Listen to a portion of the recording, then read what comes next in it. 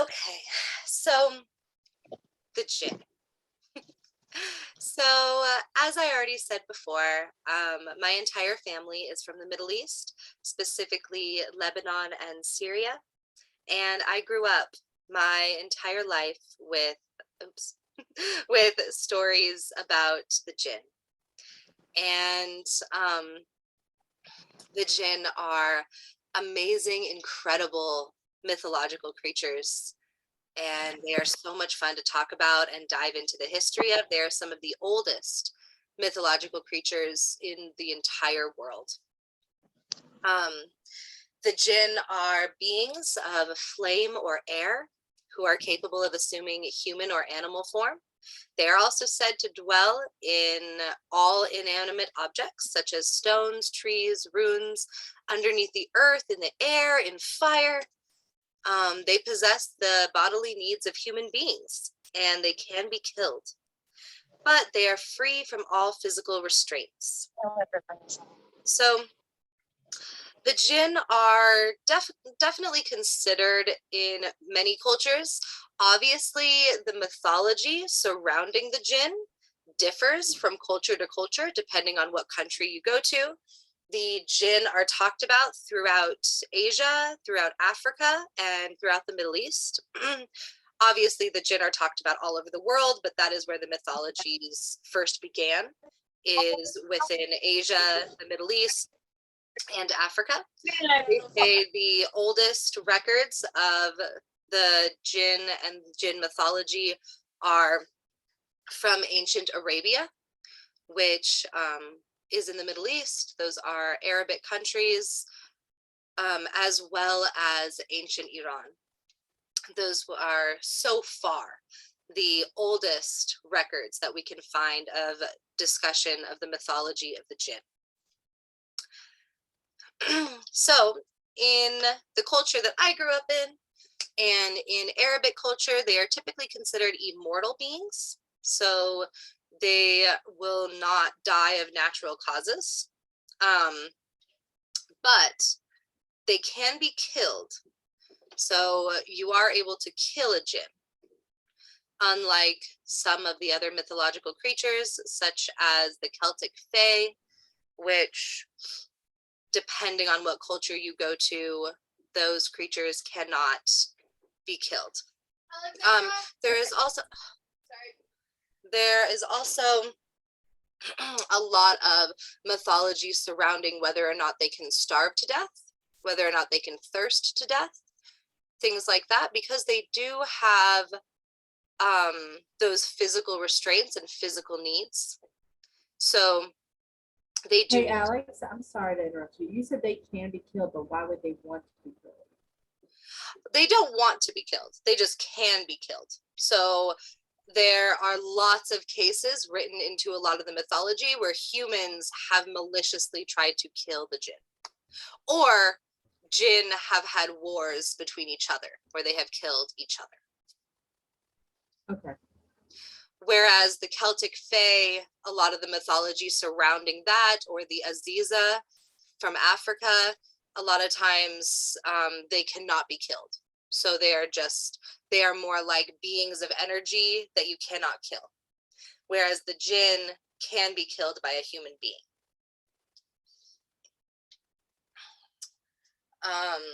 So that is one of the things that separates them from a lot of the other mythical creatures that you learn about, is that they can be killed by humans.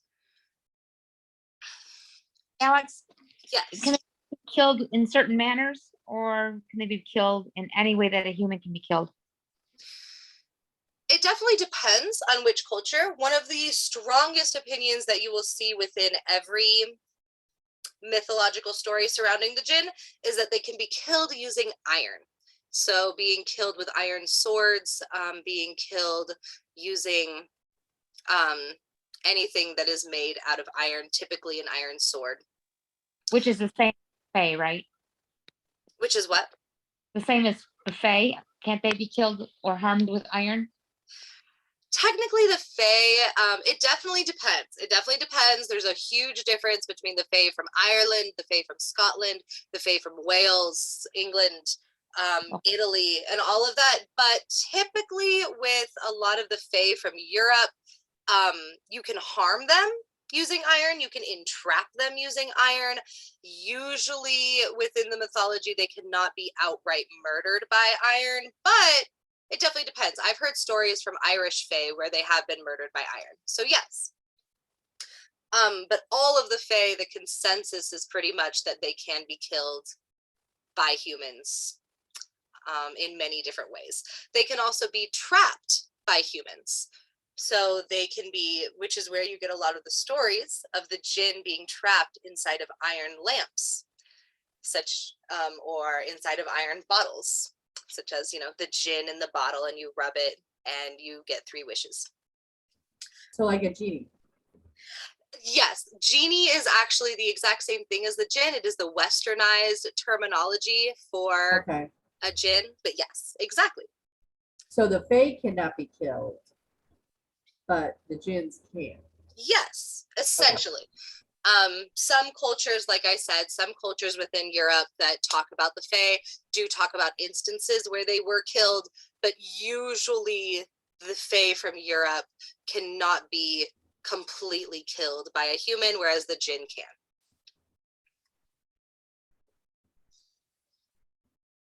I bet you did think you're gonna have this many questions up front. No, I love this many questions. This makes class so much more fun. That's wonderful. The 2-hour class is gonna turn into a 4-hour class. That's because Jackie and Jay are here. Yeah. Which is wonderful though. So, oh, I have to move my little bar up here. Okay. So the origin of the jinn. So I have the sources written here for where these terms and quotes were written. But as we know, in ancient Arabia, they definitely had many different forms of religion.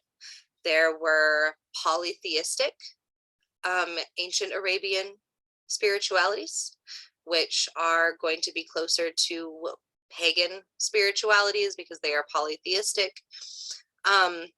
You also had monotheistic religions as well that have kind of died off now, but you also had Christianity that was also going through ancient Arabia, and different forms of Christianity. And so what you'll find is that a lot of their mythology has a lot of mix between monotheistic ancient Arabian spiritualities, polytheistic ancient Arabian spiritualities, as well as Christian ideologies. So one of the quotes from Syracuse University Press is that when writing about the mythology of the jinn, was that angels are souls blown into lights, jinn are souls blown into winds, and human beings are souls blown into shapes. And you can really see this mixture of Christianity and monotheistic religions and pagan polytheistic religions all combining into quotes that come from ancient Arabian texts. As spiritual entities, the jinn are considered dual dimensional.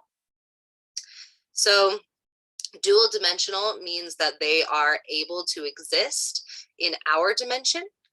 They are also able to exist in their own dimension, meaning like the realm of the jinn, and they would have their own realm and their own dimension of existence. And yes, Jay, I will send you the slides. These slides are already on the website, just so you know. So they are considered dual dimensional. They can exist in their own realm. They can also exist in our realm, and they have the ability to go back and forth between the two. Okay, so I'm sorry. I have another question for you. Of course. So when you're saying, okay, when they are able to take form in, different types of trees, stones, whatever the case would be, is it possible that the things that we worship as our Mother Earth in our natural sense of the word, Is it possible that those jinns are actually in those objects now in our own dimension? Yes. Okay. Yes, definitely. So do you think that that's one of the reasons why, like, the Native American culture, obviously, you know, we worship a lot of the nature and embrace a lot of the nature, and everything has that soul. Is it possible it's because of the jinn, or is it possible just because we believe that, you know, everything has a spirit in itself? Well, um, so that I'm definitely, sorry. oh no, that's a fabulous question. It definitely depends on what specific type of spirituality and what culture you're in. Okay. But yes, so for the Middle East, if you were to go to the Middle East, still today, there are specific spots and areas all over the Middle East where they will tell you not to go because the stones, the rocks, and the trees are infested with jinn, because the ruins are infested with jinn, because the sand is infested with jinn. And so if you pick up a rock from one of these places or from anywhere, or a piece of bark or something, and you bring it back, that feeling of energy that they get where the stone or rock or piece of sand or tree has a soul is very much interpreted as it is infested with the jinn, or has the entity of a jinn within it. Whereas Native American and indigenous North American cultures have their own spirituality and their own reasons for why they feel a connection to the energy within stones and trees and rocks and things like that. The Middle Eastern people, the African people, and people of different Asian countries are all going to have their own spiritual reasons for why that is as well. But basically, yeah, to answer your question, yes, in the Middle East, that would be why. Yes. Okay. Yeah, I mean, because as I was reading, I mean, once before, I've gone through the whole entire thing that I got off the website stuff. So I mean, I these are some of the questions that I actually had that, you know, I didn't want to write the 12-page, you know, paper to you on until I actually asked you. No, But I love that. Thank you. Your questions are wonderful. um but yeah, I mean, because obviously with my belief system, everything has a spirit, everything has that energy, everything is combined as one. You know, we're all incorporated from that very beginning of that start of that first micronism, you know, and everything is created off of that. So I can understand where that jinn would come into play. It's for me, it's that, is this stone that I'm looking at, does it gonna have a jinn in it? Or how would I know it has a jinn in it? How would I know that that tree is actually jinn and not just the spirit of another ancestor or spirit of whatever the case is? So that is a really fantastic question as well, and also one that is discussed and talked about in spiritual discussions within Middle Eastern culture, as well as cultures from India, which heavily believe in the jinn as well. And it is really difficult to tell whether or not you feel that spiritual energy coming off of that inanimate object because it has the energy of a jinn, or for another spiritual reason. And that is a large discussion that people have. Usually there are certain designated places in the Middle East and in India and across that region that are said to have a more likely chance of having the inanimate objects in that area carry jinn energy and have a jinn within those objects. So that's really the only way to tell for definite, and that's not even, you know, a definite thing. But it's basically, the answer to your question is you don't know. There's Okay. no real way of knowing. Yeah. Yeah, I mean, because when you tell people, you know, that everything has a spirit, even the stones, the ground, whatever the case is, everything is spirit based. You know, people look at you like kind of crazy as it is. So I mean, if I went up to people and say, "Oh yeah, there's a gin in that rock, honey," I know they're gonna like try to put me into a hospital. I know they will. You know, I got enough issues. So I mean, I've heard of the gin, and you know, you see movies and you hear, the jinns are like bad spirits that, want to cause us all this harm. But I don't know if that would actually be the case. You get, I guess the genie in the bottle is a bad rap for the jinn. We are definitely going to go over how that happened, why they became this idea of an evil spirit. It has to do with exactly what you are probably already thinking it has to do, and the spread of monotheistic religions throughout that time, especially Islam. And when Islam came to the Middle East, these are considered false deities and false gods, and also they refused to worship Allah.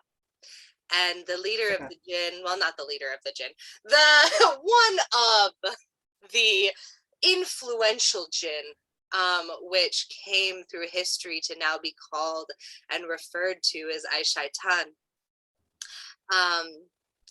denied Allah and said that obviously because the jinn have their own spirituality.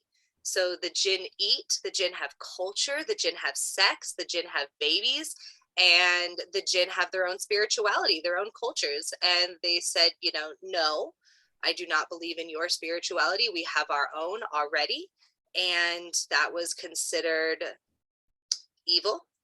And Aishaitan got a bad rap and got called evil because Aishaitan refused to accept Allah.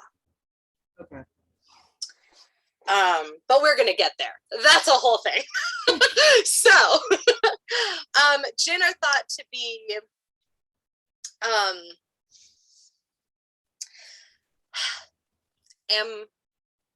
amorphous. Wow. The jinn are thought to be amorphous and capable of shape-shifting into human or animal form.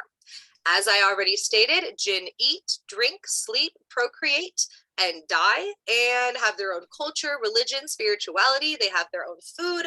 They have different groups, different cultures. So not all the jinn are going to share the same culture. They're not going to share the same religions. They're not going to share the same spirituality. Jinn are very human-like in that aspect. They are their own set of creatures that have culture and background and family trees and ancestors and descendants and all of those things, because they're able to procreate in the same way that humans are, and therefore create a bloodline and create families.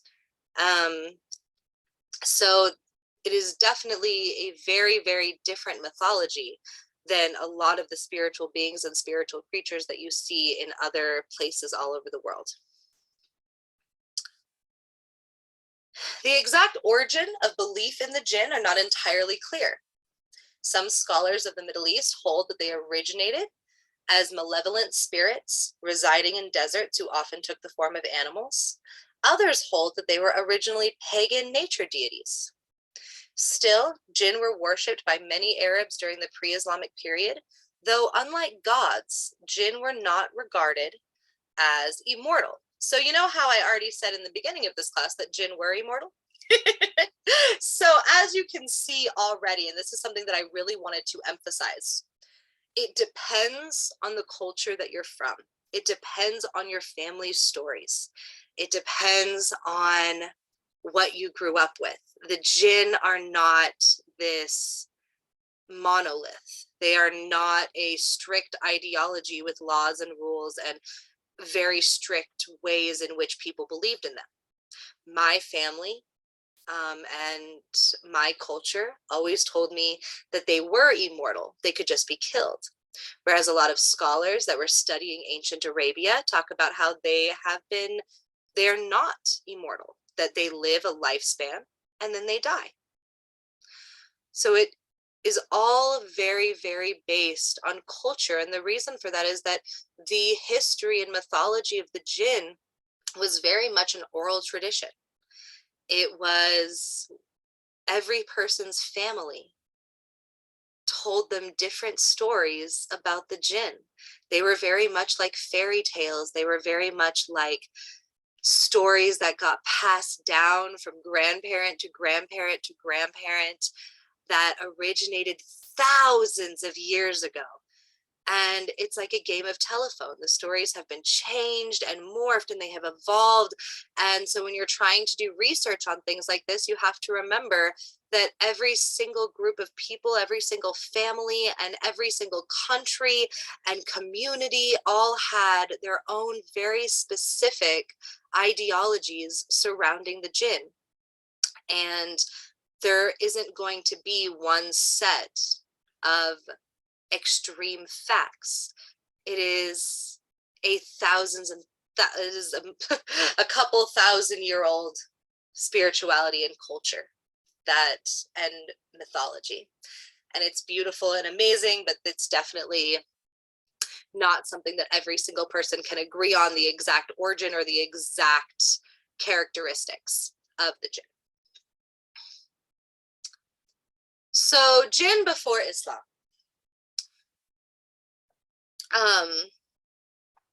Although their mortality ranks them lower than gods, so because they have the ability to die, whether you believe that they have a lifespan and they live a certain lifespan and then die and they are mortal, or that they can just be killed very easily by other jinn, by other beings, and by humans, that alone, no matter which one you believe in, ranks them lower than gods, because as we know, gods cannot be killed.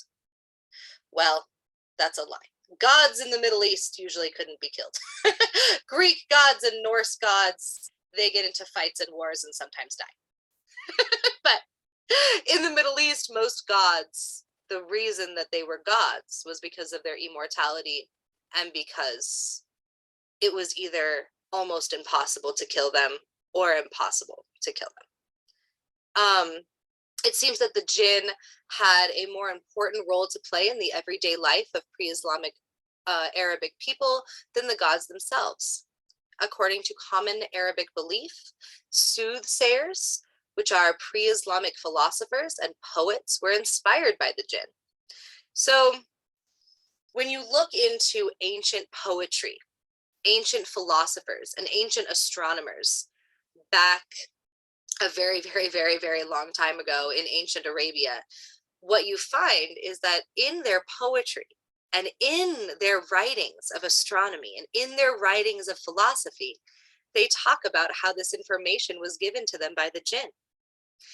That the jinn helped them learn how to grow their crops in the best ways, that the jinn helped them understand the secrets of the universe and how to wrap their head around philosophy, that the jinn helped them write their poetry. They helped give them these beautiful words and beautiful stories. They helped inspire them. They helped give them visions and helped to build their imagination. And it was even said that jinn would come and feast with humans and even give humans recipes for new types of food and new ways to prepare food. The jinn are not just a different creature and being that exists in a different dimension, in a different realm, but they are what helped humans to progress through history. They are the creatures that helped ancient Arabia to build some of the greatest, most beautiful villages and trade routes and poetry and astronomy and math that the world has ever seen. If you look at history, the Middle East has created some of the most incredible math and astronomy and philosophy, and they were some of the pioneers of those things. They have created the most beautiful trade routes, the most beautiful food and clothing and culture, and some of the very first civilizations all started in the Middle East. And a lot of people in the Middle East attribute that to the knowledge that the jinn gave to the people. Jinn are also regarded as assistants to soothsayers. Soothsayers reveal information from the past and present. So they are much like people who are masters of magic and divination and healing and medicine. The jinn can be the source of this information because their lifespans, even if they do die and do have lifespans, they exceed those of humans. Hey, Alex, I'm sorry, hon. What's a soothsayer? So the soothsayers are the philosophers, poets, even the medicine people, the divination workers, the magic workers, the healers of the Middle East, Okay. back in ancient Arabia. Only in Arabia, though. Yes, only in ancient Arabia. Yes. Yes, they can enter the human realm, but they have the option of being invisible or shape-shifting. So though they can go between their realm and our realm freely, and they can go into our dimension freely, they can also become invisible. So you can't see them even if they're standing right there, or they can shapeshift and become a rock or a tree or an animal or even a person. So there are so many stories, which I am sure, I don't know how many of you have seen Miss Marvel, the new Marvel TV show that I love because Miss Marvel is Arabic, and I do love that. I think that she's from Pakistan, so she's also, they talk about a lot of the history of how she's also from, her family is from India, but her culture is very Arabic because she lives in Pakistan. And the, well, she doesn't live in okay. Anyway, watch Miss Marvel. It's great. I don't really want to describe the entirety of Miss Marvel right now, but the jinn are a huge part of Miss Marvel, and it's great and it's awesome. And in Miss Marvel, they discuss that the jinn have shapeshifted into human beings and that they are human. And this is actually a really big topic within Middle Eastern philosophy and Middle Eastern spirituality, is that you could be talking to a jinn right now. I could be a jinn. Anybody you know could be a jinn. They can transfer and shapeshift into human beings, which is very fascinating. How Islam changed the jinn. So this is kind of what we were talking about earlier and discussing previously, is that once the spread of Islam came into ancient Arabia, or came into Arabic countries in general, because it definitely is not a very extremely old religion. For those of you who don't know that, Islam is much newer than Christianity and Judaism and Catholicism. So Islam came last, and it is much newer.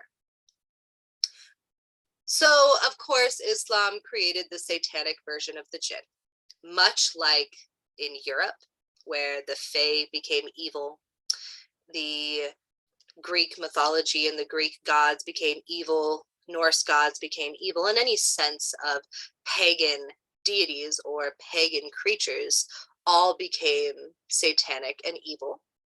Very similar things happened with the spread of Islam and the jinn. In the Islamic religion, they say that Al-Shaitan was a jinn who refused to worship the monotheistic God. As I said, so Al-Shaitan said, no, we have our own spirituality, we have our own religion, and I will not worship the monotheistic God. And of course, that made people angry. And they started to talk about how the jinn were evil for this reason. And what is super interesting is that the jinn are such a huge part of Middle Eastern culture, as well as many other cultures all over the world. The jinn, like I said, are part of Indian culture. They are part of a lot of Asian culture, which the Middle East and India are all on the continent of Asia, but the jinn are seen in cultures throughout the entire continent of Asia. You also see it throughout North Africa and the entire continent of Africa as well. But it started in ancient Arabia. But it is so interesting to me that the jinn are such a huge part of this culture that the jinn were written into the Quran, which, for those of you who have ever studied or been a part of a monotheistic religion such as Christianity, or Judaism or Catholicism, you know how interesting it would be to have a pagan deity written in to the Bible and to have it be something that is believed in and talked about and discussed. And this is a pagan creature, a pagan demigod, a pagan creature that is one tier lower than a god because of their mortality. And they are written into the Quran. I could not look at that anymore. You just made my whole day. You know what I think is interesting is that, obviously with the way our society is and the way the cultures have been for so many years, they had to find something bad to go against it because they didn't understand it. It's like Christianity. Christianity says, oh yes, you're evil, you're evil, you're evil because you don't believe like us. Yes. So because they didn't believe the way the people were back then, they had to figure out a way to make them evil so that way people would be scared. Definitely. It is seen a lot that you have to figure out a way to make something evil if you want to erase it from a culture and from a society. And we see that a lot with the spread of Christianity, making a lot of pagan, not only pagan deities, but also pagan practices, making them out to be extremely evil. The same was done with Islam. But because, number one, because Islam is so new, because it was so new, and when I say new, it's still obviously a few hundred years old, but it's nothing like Christianity, which is thousands of years old, but or like 8,000 years old. Anyway, Christianity is very old, much older than Islam. I'd have to actually go look up whether or not it's 1,500 years old or older. I'd have to go look that up. But because it is so much newer than Christianity, they not only had to make the jinn scary, which they did, and had to make the jinn evil, which they did, but they also had to put it into their book of worship, their book of God, their book of religion, because nobody was going to stop believing in the jinn. Nobody was going to stop believing that these creatures existed. It just wasn't going to happen. This was embedded and is embedded still today in the culture. If you go to the Middle East, it is still today, even though they are now an extremely Islamic area. The Arabic countries have become extremely Muslim, and even though that has happened, they're all still going to talk about the jinn. The jinn have not left in any way, shape, or form, or they are still a huge, huge part of the spirituality over there. So much so that they had to be written into the monotheistic religion in order for the monotheistic religion to even take over. Can we take a minute and just think about that? That mind blowing. That they still are that they refuse to believe in it. What's that tell you about it? I mean, right? What does it? I'm like, Alex, I can't wrap my head around it. What does that tell me about it? I mean, like dragons. Prove to me that they're not real. That's how, I've taken the stance, because how can all these cultures believe in it so strongly for so many years, and all these cultures around the world have the same idea of something, and it not actually have, or not have been, but be a thing, be real. Right? Yeah, I'm.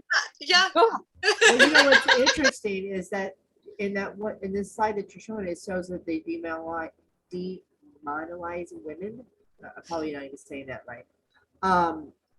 But why is it a woman that they, is it, I mean, are we that so undervalued as women that we have to be made to take people out because you're so afraid? I mean, it's just mind blowing to me. Yes, we are about to get there. So that is very sad. Once again, you see that all across the world when you look at pagan spiritualities throughout many parts of the world. Women are the healers. They are the magical divine beings. They are the people who bring new souls into the world. They are held highly within pagan traditions and pagan cultures. You even see goddesses and, beautiful feminine deities. And then you see the monotheistic religion come in and you see women get devalued. It is something that happens with every monotheistic religion. The answer to why is probably a very large philosophical talk. About I'm very pro woman. I am just like, hey, I'm capable of doing anything because I can. That's just how I am. And I don't like to be told that I can't do it just because it's a man's job or whatever the case is, because I could do a job just as much as a man can. And so that whole concept of this Jinn is being shapeshifted into a beautiful woman and luring men to their death. Guess what, honey? I'm gonna lure him to his death anyways if he's that preach stupid. it, Jackie, preach it. I cannot do. Oh, Lord have mercy. I'm gonna get ghetto here in a minute. You gonna get me started now. I'm sorry, Alex. no, don't be sorry at all. She put us in a group together. She asked for this. You know what? I am just, yeah. I gotta stay on topic. I'm gonna mute myself now. No, it is wonderful. I love it. This is so much more fun than having a silent classroom where I just kind of talk at you. So I'm sorry for the other person that's in the room. I am so sorry. I'm just taking up your time over here. I am so sorry. Oh no. I hope She's not. So Actually, if I may, I was always taught that women can do everything a man can do, but in heels. And I actually really love this. This is so far one of the best webinars I've been to. Yes, and awesome. Well, welcome. I'm Jackie. Nice to meet you. Thank you, I'm Honey. And to me, on the subject of humanizing women, I more think that they view us, at least ancient times, they probably viewed us as more powerful than a man because of all of the gods and goddesses and diviners and everything. We're more feminine, that they needed us to be put down. So it's not necessarily that we're weaker, is that we're stronger. They felt threatened. Yeah, we're a threat to them because we can do things that they can't do. Right. Yes. Men get threatened by things when they can't understand completely about that item. And so they want to put something down because they haven't figured out how to physically be able to do the things that women can do. And so they have to do something and make you feel less than you're nothing. Yes. That is so true. I agree. I'm sorry, Alex. No, that was what. Thank you. I wholeheartedly agree. Yeah, I got a little men hate me right now. Sorry. I love them, but I still hate them sometimes too. Love-hate relationship. Yeah, they have their purpose when I need it. Sorry. No, this is wonderful. Never be sorry. So remember we are talking about what happened after Islam. So every single time I read one of these, when I say something like the Jinn want to mislead you, remember that was not true before Islam. none of these things were true about the jinn before Islam. These are things about the jinn that Islam created. So we have that Islam created the satanic version of the jinn, which they named Shaitan, which is the name of one jinn who basically is said to have, like, in some cultures, when they discuss Shaitan, it almost goes as far as to say that, like, Shaitan led a jinn rebellion against Islam and against Allah, which I think is kind of badass, but it was definitely written as not badass. But I think it's pretty cool. But yeah, so then the next thing that you have is that the jinn want to mislead you, which is something else that Islam created, that people started to relate them to demons, to the evil followers of Shaitan. And I just noticed a typo I have to fix. Anyway, breaking the jinn up into categories is something else that Islam did. So now the sad part is that nowadays a lot of people don't know that Islam did that, that the institution of religion, of monotheistic religion and Islam did that to the jinn, because now when you Google it, and I encourage all of you to Google it after this, notice what is said, notice what is on Google. And I always try and do this with any pagan spirituality, because usually the Google articles, especially the ones that are written by modern day people who don't know and who aren't part of the culture, which a lot of the articles on Google are, of course, not written by people who live in the Middle East and who have grown up with this spirituality and this culture. They are going to, the first thing that comes up on my Google when I Google it is this idea that there are different types of jinn, and the jinn are separated based on how evil they are. So they are based on jinn that are good, jinn that want to mislead you, jinn that are evil, jinn that are, basically they're ranked by most evil to least evil. And the most evil, of course, are going to be the followers of Shaitan, which also another thing I like to point out in this class, Shaitan, does that word sound familiar to you or sound like a word in English? That is a very religious word to me. You can definitely tell that Shaitan sounds a lot like Satan. And so you get this idea that the followers of Shaitan are the evil jinn, and then they go down the list and separate them into groups that are less and less evil. That was definitely post-Islam. Before that, they were just separated in groups based on culture. Like I said in the beginning, all the jinn have their own culture, their own spirituality, their own family lines, their own babies, all of those things. And they were just separated based on culture, family groups, bloodlines, things like that. They were not like separated based on who's the most evil. That was never a thing until Islam. And then we get to, they demonized women. Post-Islam, the jinn were said to shapeshift into beautiful women that would lure men to their deaths. There are definitely a lot of pictures in post-Islam poetry and post-Islam artwork where they will show like ancient caves and ancient ruins where jinn are most likely to be hanging out. And you will see this absolutely gorgeous woman. And of course, Islam, what Islam brought with it was this idea of extreme modesty and having women cover up every inch of their body. And so what the jinn are said to do, and what makes them evil, is that they will be showing off their body. So you will see a beautiful woman in the middle of nowhere, in ancient ruins or in caves or in very abandoned places that don't have a lot of clothing on, and they tempt the men and lure them to their deaths. And you have been, you know, manipulated by the evil jinn. So basically, they're whores trying to get the man, and then we're taking him out and killing him. So yeah, we're doing really good here. Yeah. Yeah, you know?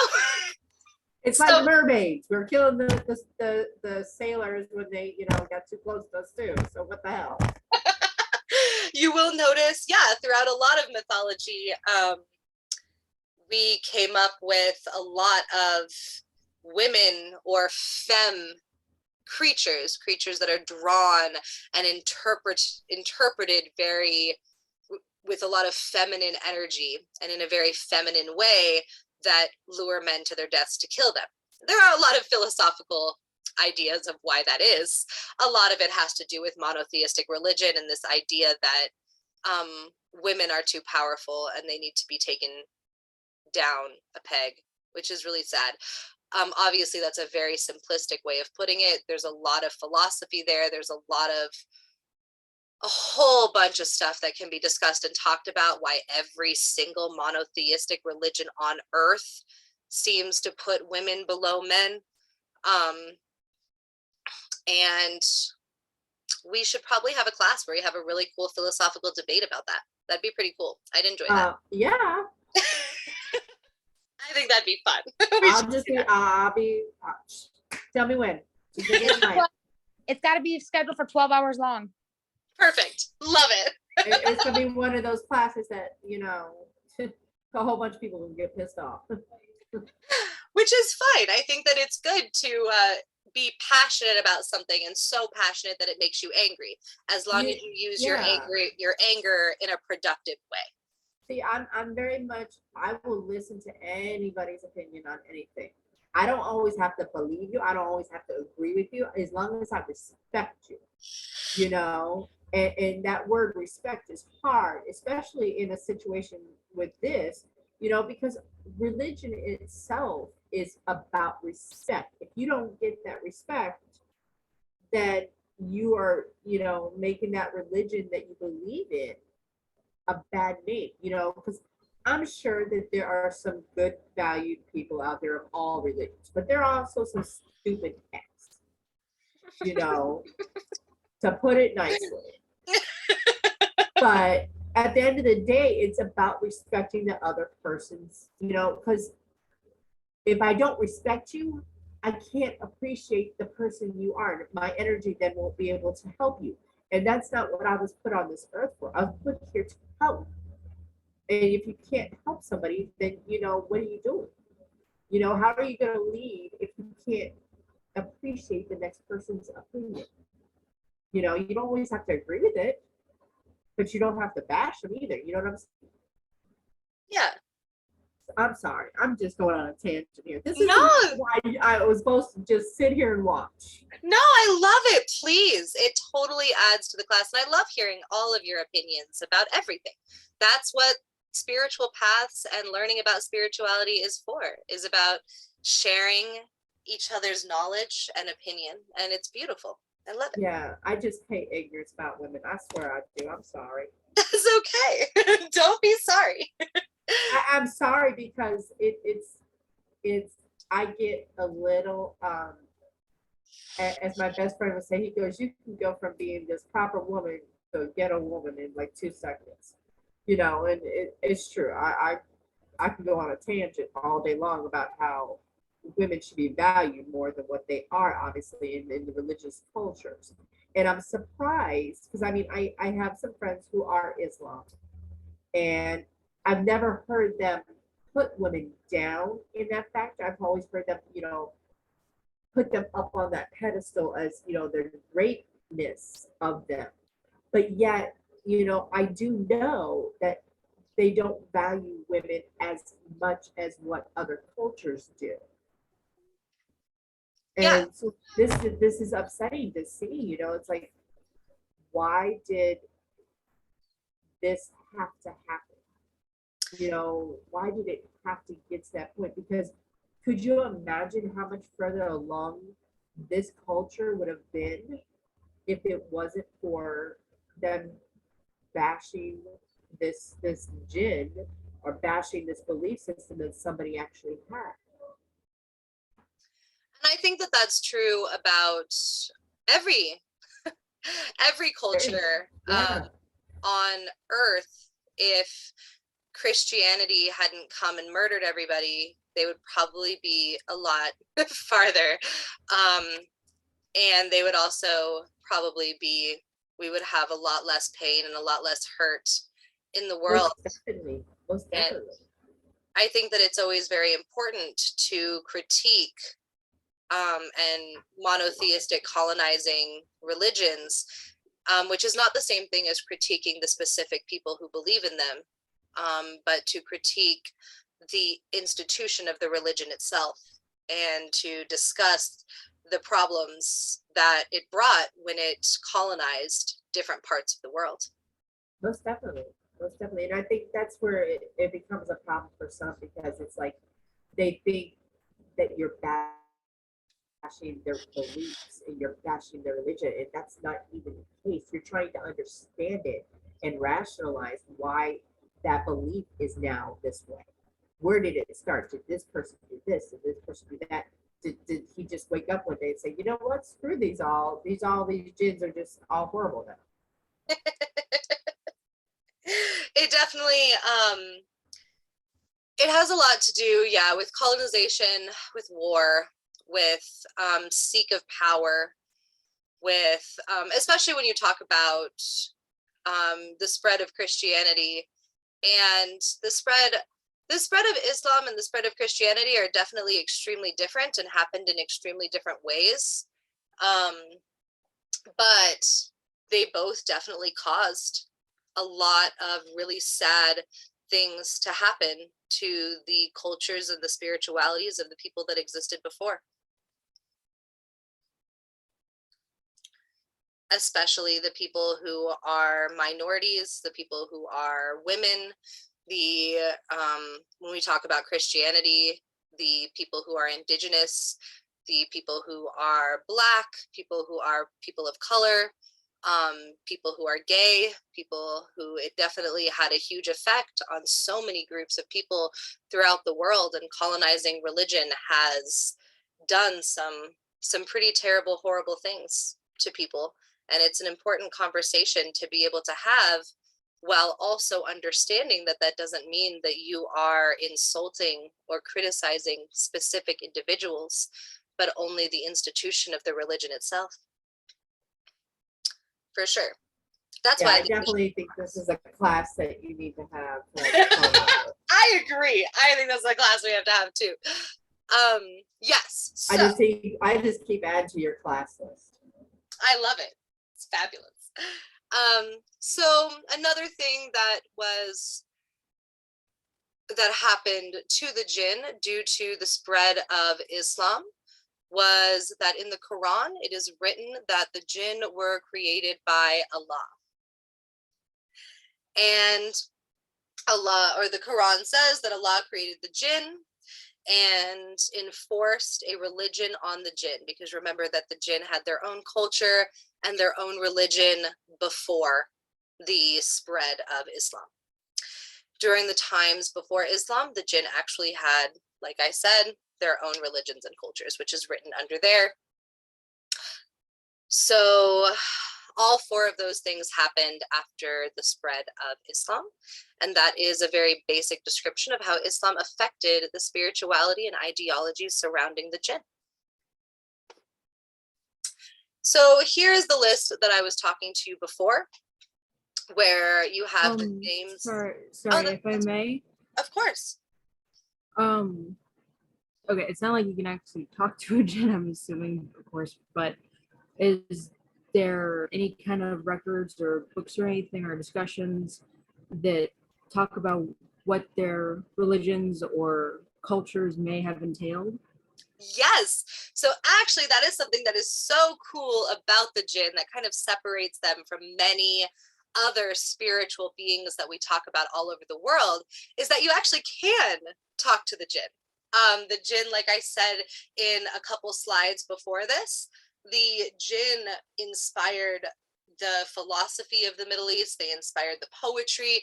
They inspired the writings, the teachings, the astronomy, the architecture, the food, the culture of the Jinn. And the way that they did that was just by hanging out with humans and talking to humans and joining in on their feasts and their celebrations and their parties. And like I said, Jinn can shapeshift into human beings and just sit down at a table and have a conversation with you. And so we actually do have a lot of records. And actually at the end of this slide, I have an entire essay that was written by somebody who says that they had conversations with the Jinn, and that explain a lot of the different cultures and religions that the Jinn themselves have. And so, yes, we are going to get into that. Yes. Awesome. Thank you. Of course. So these are the names for the Jinn in the Arabic language. And remember what I said before, these names, even though they did exist in pre-Islamic ancient Arabia, the definitions that are next to these names are post-Islam. So as I said, they kind of rank them from least evil to evil.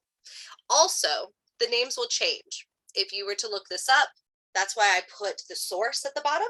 This list comes from the World of the Jinn and Devils book by Umar Suleiman al-Ashqar, or al-Ashqar, probably al-Ashqar. And so every single time I get any information about the Jinn, I personally only will post references on any of the classes for the Jinn that were written by Arabic people, and only Arabic people. That doesn't mean that I think that people from Europe who write about the Jinn are less credible. It just means that I believe that the best way to learn about a culture is from the people who created that culture. So these are the words as stated by this book, this author, and a person who actually lives, grew up, and is part of the culture of the Middle East. So these are the names. So you have Genie is one of them. So if one is mentioning the Jinn plurally, or sorry, if one is mentioning the Jinn purely of themselves, they are called Genie. They also give you the Arabic translation written in Arabic. So, like I said, remember this is post-Islam. So, Genie was something that the Jinn started to be called after a lot of Western influence and after a lot of monotheistic religious influence. If one is mentioning the Jinn that live among mankind, they are called Ammar. If one is mentioning the ones that antagonize the young, they are called Arwa. If one is mentioning the evil ones that antagonize humans, they are called Shaitan, or the followers of Shaitan, as I said before. If they cause even more harm and become strong, they're called Arfrit. And you will hear about Arfrit a lot. They're actually mentioned in Miss Marvel. They are mentioned in a TV show on Netflix called The Jinn. By the way, if any of you have watched this TV show, actually, I'm not sure if it's on Netflix. It's like Netflix or Hulu, one of the streaming services. But there's a show called The Jinn. I watched it because I was intrigued, and I love the Jinn. The Jinn are one of my all-time favorite mythological creatures on Earth. And that is a lot of propaganda. Be very careful when watching Western media about the Jinn, because it only solely focuses on the followers of Shaitan and the Arfrit. And the Afrit, like I said, these are all post-Islamic groups of Jinn, which of course are going to depict them as being demonic and evil, being evil spirits of people who want to deceive you and trick you, of being these sexy, gorgeous women that want to kill you, of being all these things, when really what we know is that for thousands and thousands of years, before Islam was ever an idea in anybody's mind, the jinn were best friends of humans, absolute best friends. They were the ones who inspired every piece of culture across the across every country within ancient Arabia. And to only depict them as evil and demonic and mischievous and all of these things is really, really sad and does not do the jinn justice. So these are the groups of jinn post-Islam and how we are kind of organizing them and how the Quran organizes them. Before that, they were just like humans. They didn't fit into separate categories. They were just the jinn, and they just existed, and some were mean and some were nice, just like humans. So this is the coolest video ever. You're gonna love it. I have 2 videos in this slideshow. They're not very long, don't worry, but I found this guy on YouTube who I love. And he's from Syria, which is really cool. I think part of his family is also from Iraq. I forgot exactly where he's from, but he is from the Middle East and grew up there. And he makes videos about the jinn and about religion in pre-Islamic Arabia, which is amazing because it is so hard to find that information, because Western countries are so obsessed with this fact that all the Middle East is just this country that is taken over by Islam, and that they have very different values than us. And we have a lot of stigma and stereotypes that we put on the Middle East because of our recent history. And it is super, super sad.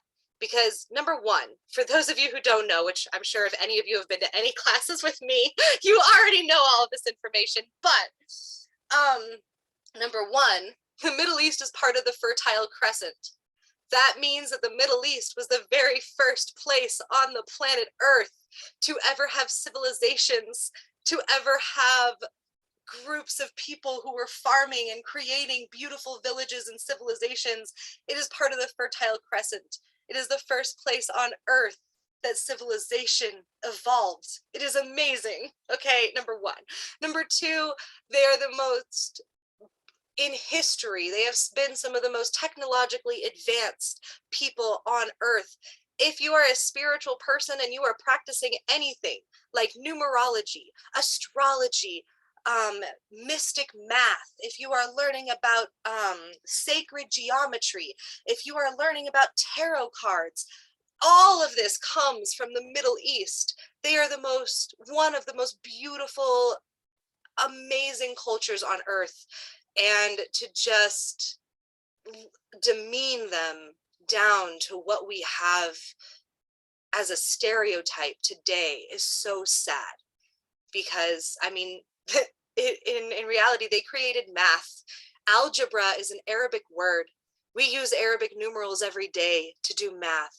They created many forms of astronomy and philosophy and poetry and language. Arabic is one of the oldest languages in the world. Do not let the fact that the United States and Europe have demonized the Middle East, and don't let it trick you into thinking that all they are is what we have spread propaganda about them for the last 15, 20 years. Okay, so now we're gonna watch this cool video.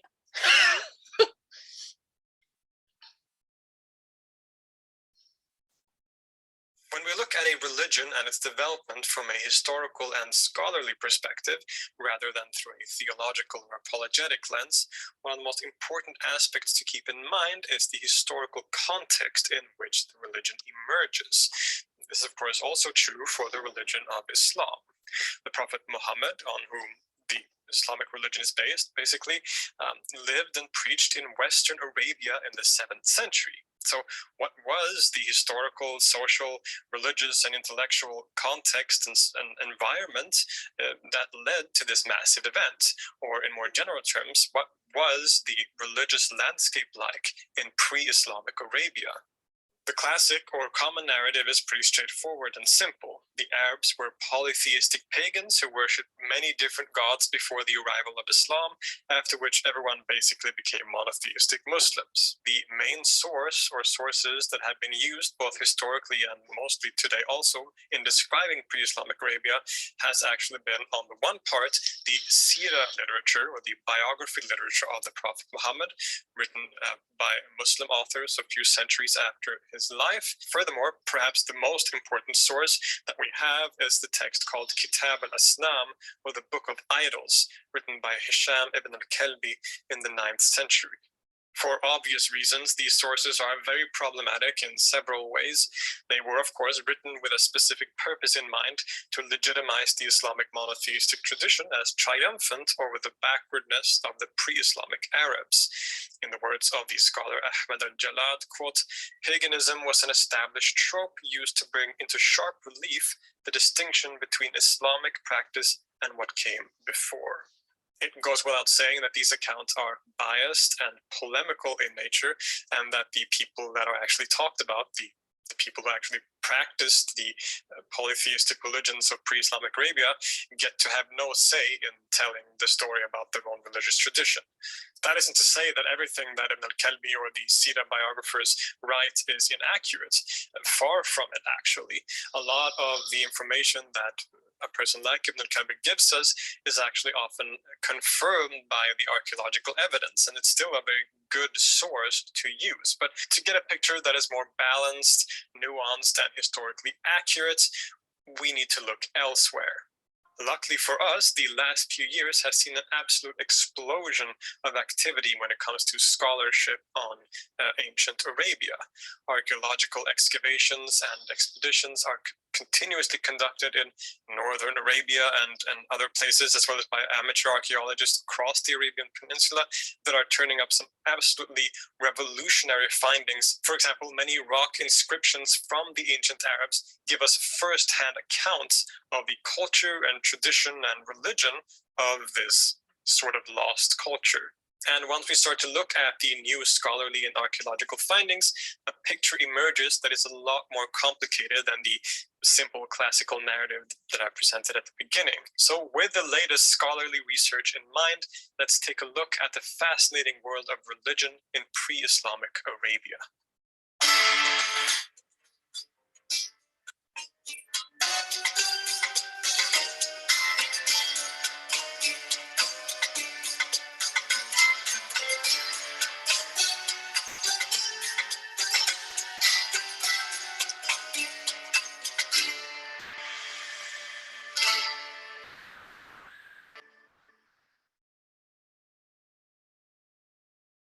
Late antiquity was a very vibrant period, and Arabia was not isolated from the major historical events and happenings of the time. Indeed, scholars realize more and more just how much Arabia and the Arabs participated in the wider culture of the Middle East, being a major part of trade routes and often being vassals to great empires. Now, talking about pre-Islamic Arabia gives us pretty enormous spans of time in which things could, of course, differ and change a lot. But we're going to focus mainly on the period very shortly before the Prophet Muhammad, on the eve of Islam, as it is sometimes called. The Middle East at this time was dominated by two major empires, the Byzantine or Eastern Roman Empire and the Sasanian Persian Empire, Arabia being basically sandwiched in between the two. The Byzantine Empire at this time were Christians, and the Sasanian Persians generally followed the Zoroastrian religion. An important aspect to remember is that the Arabs, quote unquote, were not a unified and homogeneous group of people at this time. Arabia consisted of a number of different tribes and clans whose affiliations and traditions could differ. For example, at this time were the Lahmids of northeastern Arabia, who allied themselves with the Sasanian Empire and were primarily polytheistic. On the other hand, there were the Ghazanids of northwestern Arabia, who functioned as a client state to the Byzantine Empire and who were mostly Christians. So already we can see a diversity here, and things get even more complicated. In general, looking at the various archaeological evidence that we have, like rock inscriptions, for example, we can conclude that most of the inhabitants of the Arabian Peninsula historically did follow a kind of polytheism or paganism. Now, the details of this religious tradition is quite obscure and unknown, but we do know a few things. The ancient Arabs worshipped a number of different deities and gods. Some of these gods were associated with a specific place or with a specific tribe, and so on. There were also sanctuaries for different deities located all around Arabia, which worshippers could visit. Many of these deities also seem to have representations of natural phenomena or abstract concepts. One example is the god Shams, which literally means sun. The historian Robert J. Hoyland writes, quote, "Loosely, of course, the gods represented those forces that were important to the lives of their devotees, but beyond their control: rain, fertility, health, love, death, and so on. By seeking the favor of the gods, typically making some votive gift, one might thereby influence these forces." We also have many other famous deities, including Alat, a goddess of fertility, probably similar to and possibly even linked with Aphrodite of the Greek pantheon and the Ishtar of Mesopotamian mythology. Alat is one of the deities that are mentioned the most in all of the rock carvings that have been found and clearly played a major role for the ancient Arabs. She's also one of the three goddesses that are actually mentioned in the Quran itself, alongside Manat and Al-Uzza, although recent scholarship suggests that the latter may have been identical to Alat and simply been a kind of title for this goddess. Another central deity appears to have been Rudau, associated with the moon and sometimes considered the father of Alat. Rudau was a powerful god who was particularly associated with the region of Chaldea in southern Mesopotamia. We also have Baal Samim, or simply Baal, a deity of rain and storm whose name we recognize from the Canaanite religion as depicted in the Bible. In any case, these are just a few examples of the many different gods that the Arabs would worship. As Hoyland suggested, these gods could be invoked for many different reasons, most commonly probably mundane things like good health or to help with various troubles in life. Take, for example, rock inscriptions such as these. Quote, "O Rudau, help Aib with that which he desires." Or, "O Alat, daughter of Rudau, deliver so-and-so from the year of war." Indeed, most of the rock carvings from ancient Arabia contains prayers like this, prayers asking the gods for protection or security from their enemies or from other misfortunes. As I said earlier, certain gods could be associated with a specific tribe and act as the protector of that tribe, while other gods would be more universal and worshipped across a wider population, including gods like Alat and Rudau that I have mentioned. But we also find, of course, regional preferences, since the tribes and their various groups of Arabia differed on a number of accounts. So we find certain gods that are specifically popular in southern Arabia, while other gods are more popular in northern Arabia, and so on. It was a diverse religious context or environment. We should also keep in mind not only that Arabia is a large place that contains many different groups that differed on a number of accounts, but also that the population of Arabia could live different lives. So some people, some Arabs were nomads who moved around, lived in desert environments and so on, while others lived in developed city environments. And these different circumstances also, of course, affected the religious traditions and religious practices that the Arabs would partake in. Now, aside from these prayers, the deities were worshipped through various different rites. The worshippers or servants, called abd in Arabic, could make offerings to the gods, probably things such as food and so on, like in many other polytheistic traditions. Like in so many other cultures of antiquity, animal sacrifice appears to have played a major role in their religious rites. Animals, often camels, would be sacrificed before major events or to aid in the effectiveness of certain prayers, for example. As we saw earlier, there were also shrines dedicated to specific deities located in locations all around Arabia, and this is connected to another one of the most central and important rituals or rites or practices of the pre-Islamic Arabs, which was the pilgrimage.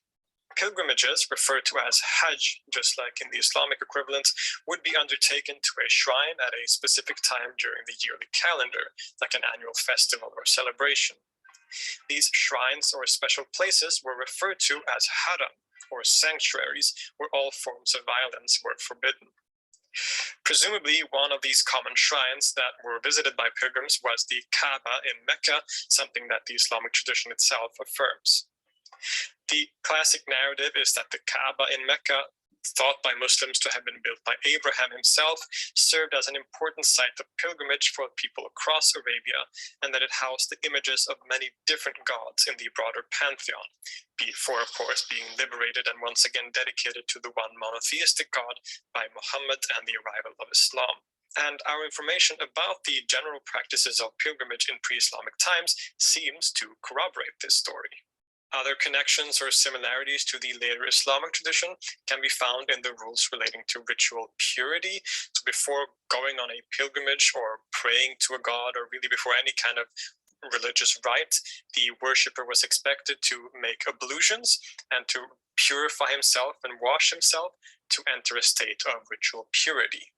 In general, we find that the religion of ancient Arabia is one that is in some ways familiar to an antique Middle Eastern context. There are other beliefs and practices that we don't have too much information about. For example, and as we've explored in a previous episode, the Arabs believed in other mysterious beings such as the Jinn, ghost-like figures who would hang around abandoned ruins and dark places. We also know of various occult practices such as divination and techniques involving the evil eye. Poetry played a major role in the lives of the ancient Arabs, and poets were sometimes considered to be inspired by the divine beings to recite their verses, becoming almost like messengers for the gods. But even in less extravagant circumstances, poetry served an important function of storytelling and a literary form that held the highest of esteem in this culture. The most famous collection of pre-Islamic poetry, the Mu'allaqat, or hanging poems, is another important source for the culture and traditions of the Arabs at this time, as well as being some of the greatest literary achievements in the Arabic language. But so far, I've only talked about polytheism with gods like Allat and Ruda and so on. But as it turns out, the religious landscape of ancient Arabia was a lot more complicated than that, and there were a lot of different religious traditions and movements that actually coexisted on this peninsula, especially in the last few centuries before the arrival of Islam. And this includes, as we will see, various forms of monotheism.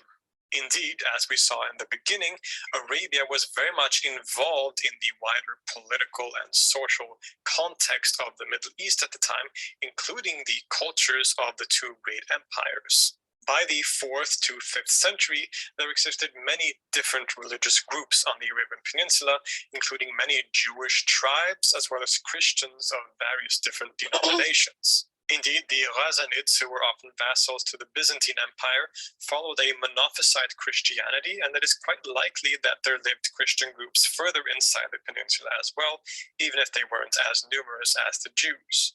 To a lesser degree, but still significant, there were also Zoroastrians living in Arabia at the time. So we get the picture of a quite diverse and complex religious milieu. So monotheism was actually quite common in Arabia at this time. But of course, this could differ from region to region and from different cities. For example, it seems that the city of Mecca was largely polytheistic, while the city of Yathrib, which later became known as Medina, housed a large amount of Jewish monotheistic communities. And the presence of monotheism in Arabia can also be seen very clearly in a lot of the archaeological evidence that we have. There even seems to have been monotheistic communities in Arabia that were neither Jewish nor Christian, but who considered themselves as belonging to a primeval, original monotheism of Abraham. In the Islamic tradition, this independent monotheistic community or group is known as the Hanifiya, although there is less evidence for them in the archaeological record. Now, looked at from a historical perspective and putting aside theological perspectives or narratives, we can see where some of these central aspects of the later Islamic religion comes from, including the name Allah for God, as well as other names. The primary name of God in Islam is Allah.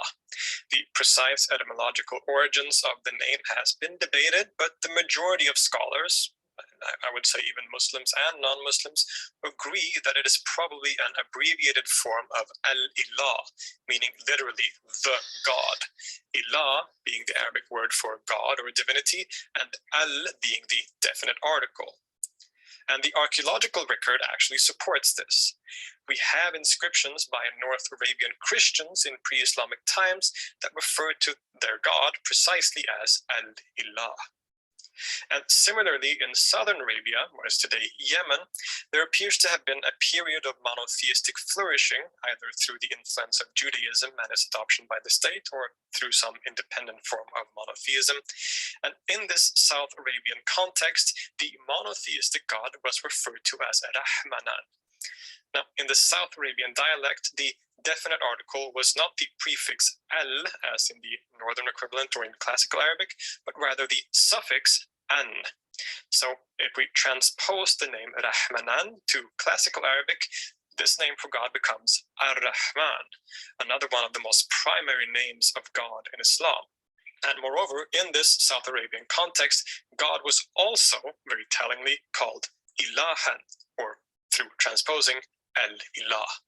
The abbreviated form Allah appears to have been the result of a certain Arabic dialect in Western or Northwestern Arabia, including perhaps the Hijaz. But we do find examples of this abbreviated form Allah in earlier evidence as well. In the Nabatean kingdom of northern Arabia, we find examples of the name Allah, both as parts of personal names like Abdullah, and indeed Abdullah was, according to tradition, the name of the Prophet Muhammad's own father. But we also see the name Allah used independently in various prayers and rock carvings in the Nabatean script, even though it is quite rare. There is this inscription, for example, which states, quote, وَأَسْلَيَا وَأَقْسَمَ بِاللَّهِ حَيْلَ حَدَيَ عَزِيمًا, which translates to, he made a burnt offering and swore by Allah who is living that he shall command with greatness. But the name Allah is also sometimes invoked alongside other deities. Quote, and he placed it under the protection of Kahal, Allah, and Attar of the east from strong and weak, and purchase and pledge for all time. So what does this mean? Well, in the Islamic tradition, there is often the idea that the pre-Islamic Arabs did worship Allah, but that they did so alongside other lesser deities, and that this is the origins of the concept of shirk, or of associating partners with God, which is the greatest sin in the Islamic religion. Many scholars today even argue that the group referred to as the mushrikun in the Quran, usually translated as the polytheist, might actually be referring to other monotheistic groups that nonetheless did not follow a monotheism was as strict as that of the Prophet Muhammad. In any case, what the archaeological evidence shows is that the name Allah did exist as a name for God in ancient times. Some scholars, including Al-Jalad, argue that the use of the word Allah in the polytheistic context may have simply referred to the most exalted God in a particular context. In any case, it seems clear, however, that the name derives from the title Al-Ilah, or the God, so commonly invoked by Christian inscriptions and in southern Arabia as well. Many features that would later become so important for the religion of Islam do appear in pre-Islamic Arabia, both in polytheistic and monotheistic contexts. We have maybe even found an example of the Bismillah in a pre-Islamic inscription. In 2018, an inscription was found in the Adali region of Yemen, which seems to either say, taking transposing from South Arabian dialect into account, quote, Bismillahir-Rahmanir-Rahim Rabb as-Samwat, which would translate as, in the name of God, the merciful and compassionate Lord of the heavens. With the exception of the last part, the Lord of the heavens, this is the formula that starts every Quranic chapter or surah, except for one. It is a major aspect of the Islamic religion. However, this is actually quite uncertain. The inscription may in fact instead say, quote, Bismillah ar-Rahman irhamma Rabb as-Samwat, which would instead translate to, "In the name of God, the merciful, have mercy upon us, Lord of the heavens." And this would clearly echo the words of the Bible. In any case, we are clearly dealing with a monotheistic invocation here, one that makes sense in the context of southern Arabia at the time, which had a strong flourishing of monotheism. Remember, the name of God, Rahmanan or Ar-Rahman, being used commonly in the region at this time and reappearing in this particular invocation, as well as being under Christian rule at the time of the inscription's composition. So the inscription makes sense in a lot of ways. We can see that Arabia, by the time of the Prophet Muhammad, was a melting pot of various different religious and intellectual traditions. While the polytheism or paganism was probably the religion practiced by the majority of the population, there were still very strong monotheistic communities, including Jewish groups, Christians, as well as maybe even independent monotheistic groups like the Hanifiya that's talked about in the Islamic tradition. Clearly, then, things aren't as simple as the narrative that I presented at the beginning, and we can perhaps begin to understand the context in which a prophet by the name of Muhammad would appear on the scene and change world history. I hope you enjoyed this dive into ancient Arabia and its religious traditions. A lot of the material used here was based on the works of the epigraphist, philologist, and historian of language Ahmed al-Jalad, whose works I highly recommend you check out. As always, I will leave a list of sources in the description. For those especially interested in the languages and cultures of pre-Islamic Arabia, I will also leave links to two. So I do encourage you, if this is a topic that you are really interested in, to go follow him on YouTube and check out all of his sources. It's amazing. And he lists all of the books that are cited in his video in the description, which includes one of the most historically significant books of poetry in the entire world, from ancient Arabia. So he's amazing. Go follow him. But I hope you enjoyed that video. It was just to help give you an image and a picture of what ancient Arabia looked like during the time in which the belief in the jinn was extremely prevalent, and what ancient Arabia looked like before the influence of Islam and the influence of Muhammad. When we look at a religion and its development from a historical and scholarly perspective. No. There we go. Okay. So, the uncertainty within Jinn mythology. One thing that I also wanted you to get from that video is that there is so much we don't know. All we can do is number one, infer and make wonderful educated guesses, and also practice a lot of archaeology and anthropology and try and figure out what life looked like back then, especially when we are talking about thousands of years ago. So the uncertainty within Jinn mythology. Jinn mythology was passed down through oral traditions, as I said to you before, which created a lot of controversy, because even though ancient Arabia is known very much for their writing, and what that means is that they wrote a lot of this down, which is really wonderful, because when we talk about a lot of pagan cultures, they didn't write it down. They passed everything on orally, and then colonization happened, and all the people that knew all of the traditions were then murdered by the colonizers. Obviously not all of them, but a very big majority of them were, or they were also converted and or enslaved, and all of these really horrible things. So a lot of times oral traditions, it is very difficult to understand the origin of them and to get a lot of information about them because of colonization. Whereas the Middle East tended to write everything down, which was wonderful. Even though the traditions were oral traditions, they also tended to write them down in poetry, and they loved keeping track of everything. Like I said, Arabic is one of the oldest languages in the world, especially as a written language. It was a written language, which is very special for being as old as it is. And they tended to write everything down. But as we know, a lot of that information was stored in the Library of Alexandria. And the Library of Alexandria burned down, or was burned to the ground. So a lot of that information was lost.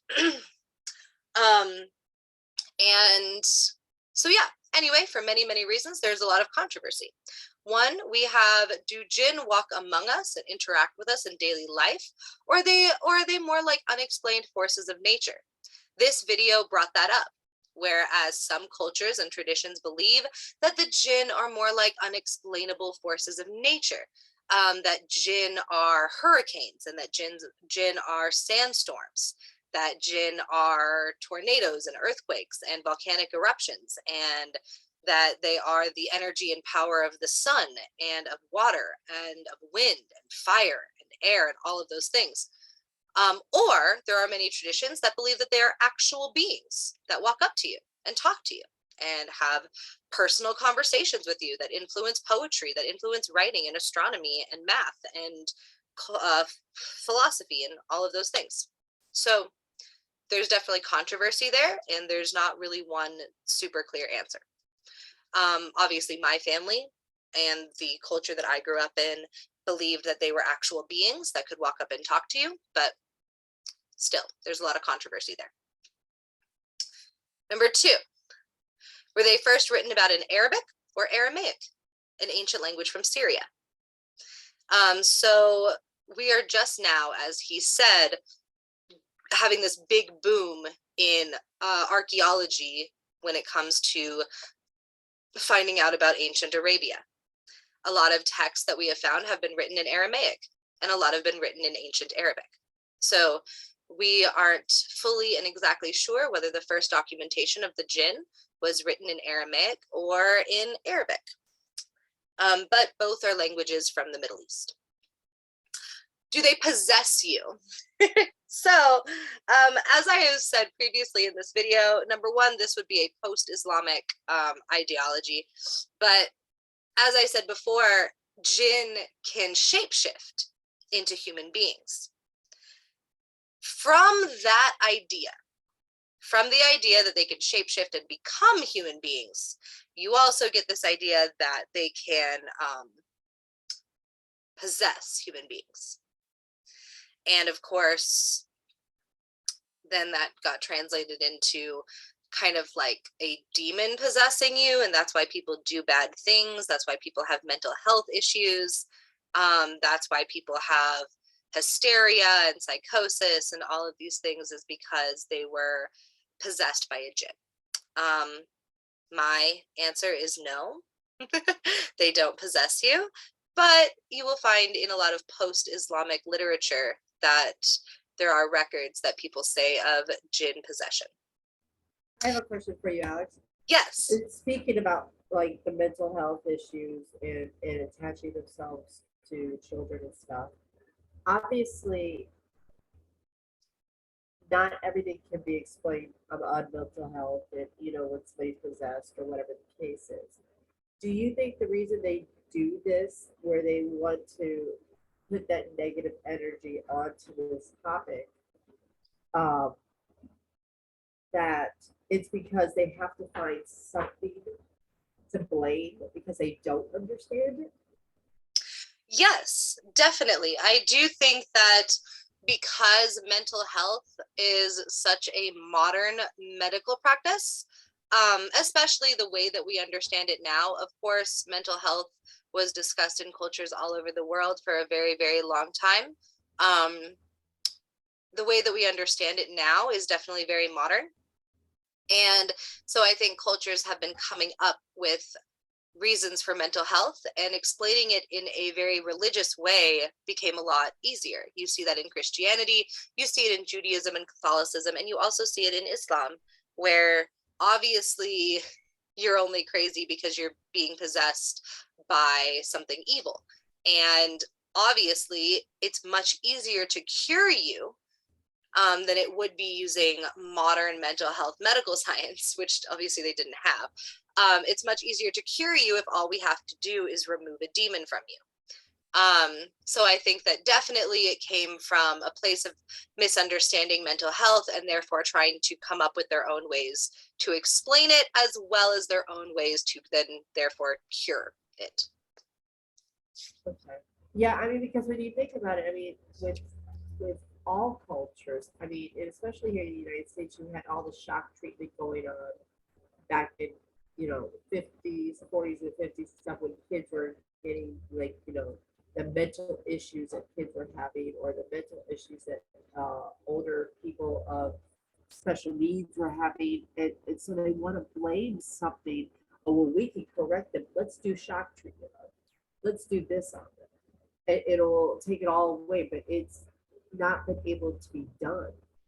You know, Yeah. so that's it's alarming to see that it's not as new as what um, I actually thought it was, obviously, because of it being after, you know, during the, you know, centuries going on for centuries. And it's not only here in the United States. I think as a Westerner, it's taught and embedded in us that we're the only culture out there.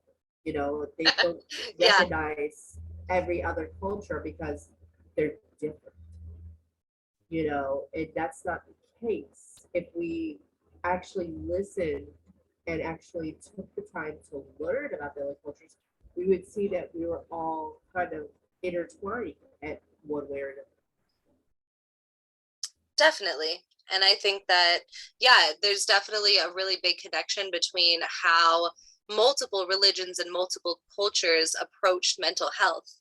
And you can definitely see across the world that this idea of possession, or this idea of an evil spirit or an evil being the reason for all of your trauma and all of your issues, was something that you saw all over the world because it was such an easy explanation. It's much like not understanding where we go when we die, and therefore creating a very simple and easy thing that you can tell everyone that makes people feel comfortable. Because if you tell somebody, you know, that when you die you're just gonna go to this beautiful, amazing, wonderful place, is much easier than saying the words "I don't know." And same thing with mental health. It's much easier to say, don't worry, all we have to do is exorcise this demon from you and you will be cured, rather than let's do 7 years of talk therapy and, and maybe we'll get to the root of your problems. It is much harder to say, and also something that they wouldn't have known. So basically the answer would have been I don't know. And that's much harder to say than let's do an exorcism. Sadly. And you see it across the world. It might not be called exorcism, it might not be called the exact same words, the exact same things, whereas some cultures blame it on the jinn and other cultures blame it on Satan and demons, and other cultures may blame it on your ancestors. It's all very intertwined in saying that it's an outside force of nature affecting you. It's not just the trauma of being human.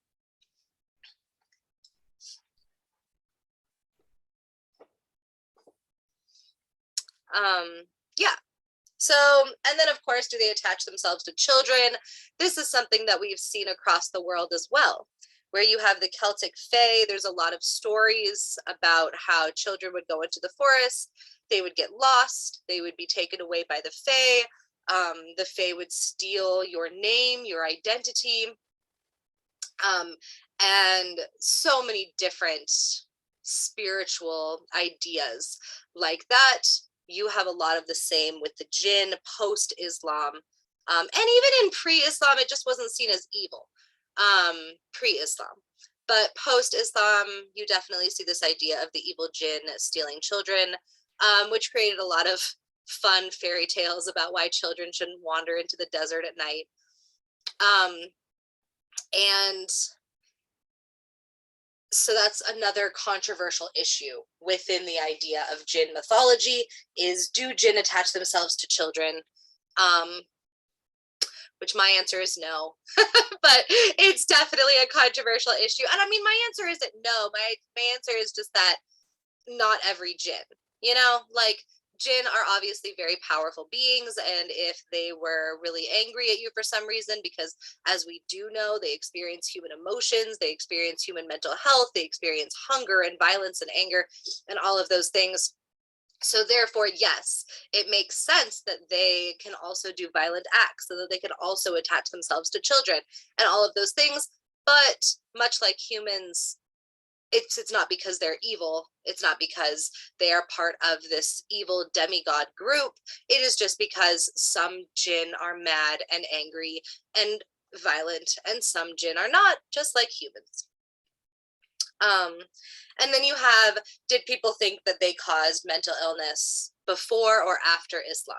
So mental illness, just as we just talked about, it was definitely seen in both post-Islam and pre-Islam, and there's a lot of controversy about whether or not these ideas kind of started with the introduction of Muhammad, or if they started thousands of years prior to that Jinn were a huge influence in what caused mental health issues.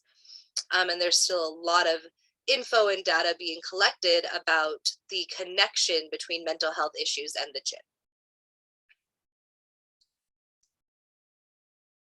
So this is the article. What happened after the Jinn were changed by Islam and colonialism? This article right here, which, by the way, I'm going to put it in the chat right now. So here's the divination website. I don't think, honey, I don't think you're part of the academy. You're not enrolled in the academy yet, right?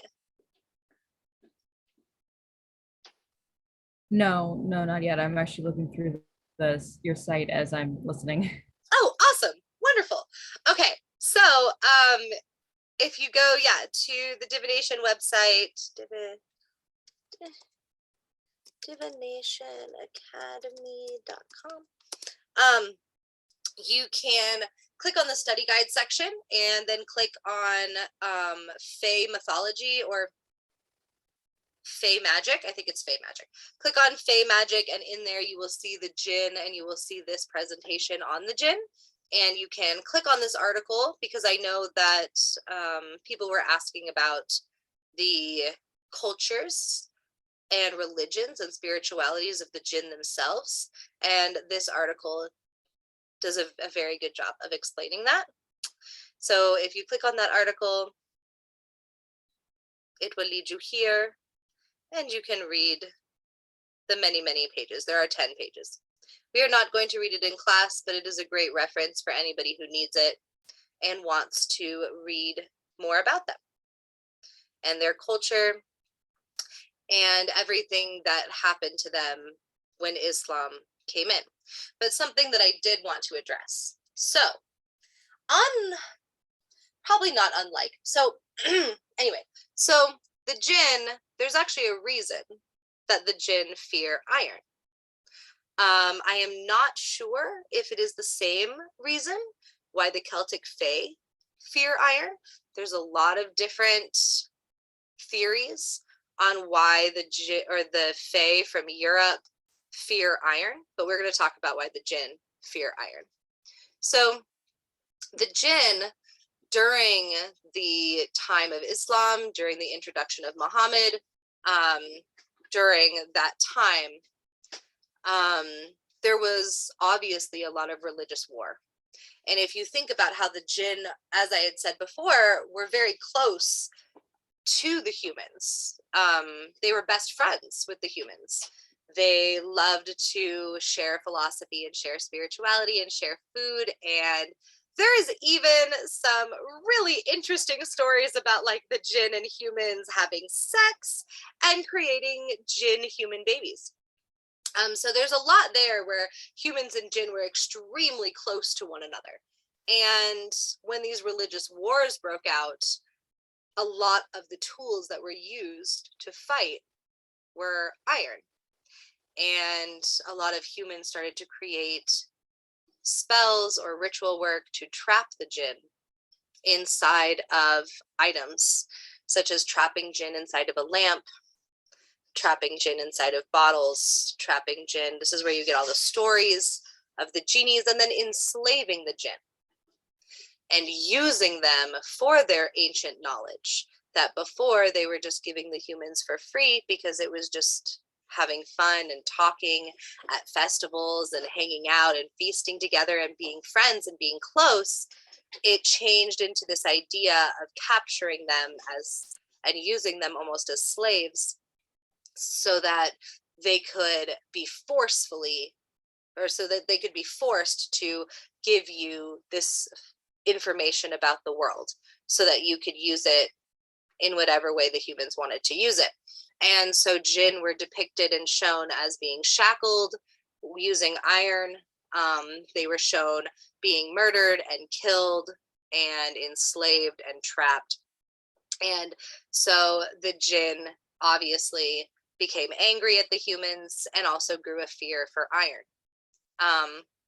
So it's almost said that it's kind of like the chicken and the egg. Is it that the religion of Islam made jinn out to be evil? Or is it that when Islam came and humans got mad at the jinn and started hurting them and enslaving them because they were these false deities that didn't follow Allah, then did they get angry and start to turn into evil, destructive beings because of their anger towards humans?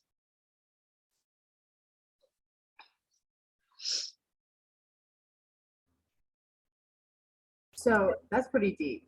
I ain't right. even gonna lie about it. That's pretty deep, and I say that because of the simple fact it's like you have a child. That child is innocent until it learns right from wrong. You know, and so if you have parents to a child that is extremely horrible, they beat their children, they malnutrition their children, they just turn out to be these horrible little kids and go on serial sprees of killing people. Is it because that child was not loved, or was it because that child is just this way? Right. And And so I think that's the same kind of concept. definitely. And in my opinion, yeah, it's definitely the fault of the parents. I mean, in like 99.9% of cases, I would say it is the fault of the parents for the abuse of their child. And I would definitely say that, in my opinion, that the jinn have every right to be angry at humans. We enslaved them and tortured them and murdered them and killed them and then called them evil, and then depicted them as being satanic and against God, even though they were the philosophers and they were the spiritual leaders, they were the healers, they were the ones who gave us all of the education that we needed to be philosophers and astronomers and healers and poets. And then we turned it around and told them that they were evil for doing that. They have every right to be angry and every right to lash out. And therefore, it does make sense that post-Islam, you see these depictions and stories and artwork of really malicious jinn. And I think that part of it is probably just because Islam wants to portray false deities as being evil. But I also think that it's because the jinn were probably rightfully angry. They were probably pissed off because you're going to keep accusing me of something. I'm just going to show you what it is. Mm-hmm. You know, that's what it boils down to. You keep saying that I'm this horrible being, I'm this horrible creature, I'm this horrible entity, but yet I have never done you wrong. I've always been there for you. I've always shown you good times. I've always showed you good life. And now you're saying, no, that those have been bad times. I'm going to start to let that sink in and think, oh, well, maybe I am bad. You know, it's like when you tell a child, oh, you're a good kid, but you're doing A, B, C, D, and E wrong. So then that child sooner or later going to think that A, B, C, D is wrong. And now if they're doing it, then they must be bad. Yep, exactly.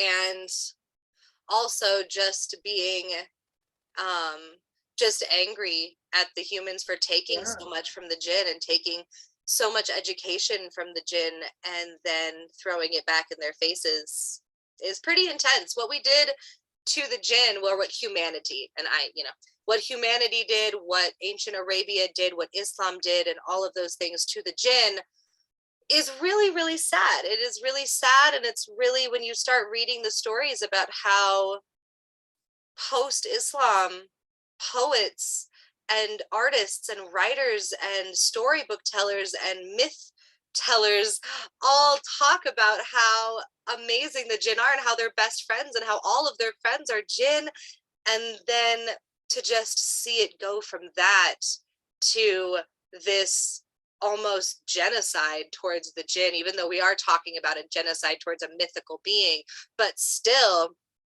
this idea that they just murdered them, and they just said that they were evil. And even when the jinn tried to stand up for themselves, where you have Shaitan trying to stand up to Allah and say, no, I'm not going to follow your religion just because you came in and told me to. I've existed for thousands and thousands and thousands of years. You don't just get to tell me that.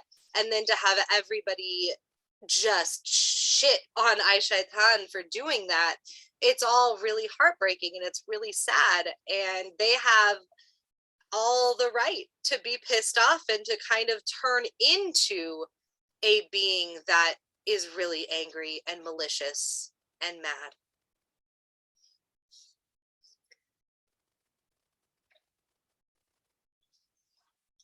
And you can see little bits and pieces of it, of like when Western culture attempts and tries to depict the jinn within their media, you can see bits and pieces of where they actually did their research.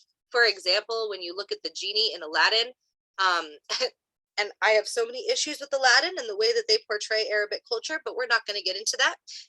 But the genie, when you see the genie and he has these iron wristbands around his wrists and shackles around him, and he's trapped in this lamp and being forced to give wishes to humans for the rest of his life because of this unknown thing that he did that was so bad that even the genie doesn't know what he did that was so bad to get him enslaved. You can tell that they attempted and slightly tried to do their research, and that is kind of how it was. The jinn didn't know what they had done that was so wrong, other than just continue to do the exact same thing they had already done for thousands of years. And then they were horribly treated because of it. Do people now follow the jinn? I mean, I know the Islamic is a very big culture right now, but do they still follow the jinn? They do, yes. And like I said, so many groups of people in ancient Arabia and in India and Africa and East Asia all still follow the jinn to this day, and are all still so connected to the jinn and still believe in them wholeheartedly, to the point that if a place in ancient Arabia, or sorry, not ancient Arabia, if a place in Arabic countries today in modern times is said to be infested with jinn, the government will not build houses there. The government will not put buildings there. They will leave it abandoned because it's jinn infested. And that's that. And the jinn get to have that place because it's theirs now. And so, which is really interesting and so cool. And not only that, but it was written into the Quran. So even people who follow Islam, who know that they're not supposed to believe in false deities, it's literally such a horrible crime in the religion of Islam, still have these beings written into their religious texts. They still believe in them, even though belief in false deities isn't supposed to be a thing. It was written into the book because they're there, and every single person believes in them, and you cannot dispute the fact that, I mean, it's almost like they really are there. Like the jinn, it really does seem like when you go to the Middle East that that they are there and that people fully 100% believe that they are there. It's not like this idea of when you go to Europe and you talk about if the Fae exist, and yes, a lot of cultures throughout Ireland will say that they do, but it's still kind of this idea that they're invisible and they may or may not exist. Whereas in the Middle East, like the jinn are just given the city. They're just like, well, jinn exists there now, so we'll move. And we'll go somewhere else because that's the jinns now. And so there's this idea that they really exist and they're written into the Quran, and it's amazing. It is so cool.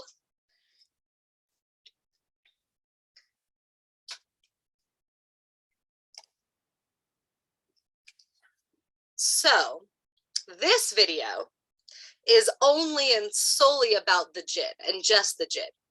And it is so neat, such a cool video. I know we are going over time in class today. It's already 6:05, but bear with me. I promise we won't go more than 30 minutes over. So, and we did start a little bit late. This video, yeah, is solely and only about the jinn. It's from the exact same guy I showed you before, and it is mind-blowing. This is such a cool video. And he just is going to talk about the jinn and especially some common misconceptions about the jinn, which is why you see the fun Aladdin genie on the cover versus the real jinn standing in the corner, in the other corner. With the popularity of movies like Disney's Aladdin, the jinn or genie has become a mainstay creature in the West. It can be found in books, films, video games, and all kinds of media. These beings, perhaps most famous from their frequent appearance in the Arabian Nights or 1001 Nights, have a long and interesting history in the Middle East, one that is intimately connected with the religion of Islam and the pre-Islamic folklore of the Arabian Peninsula. So for our 2020 edition of Shocktober videos, let's explore the mysterious world of the jinn.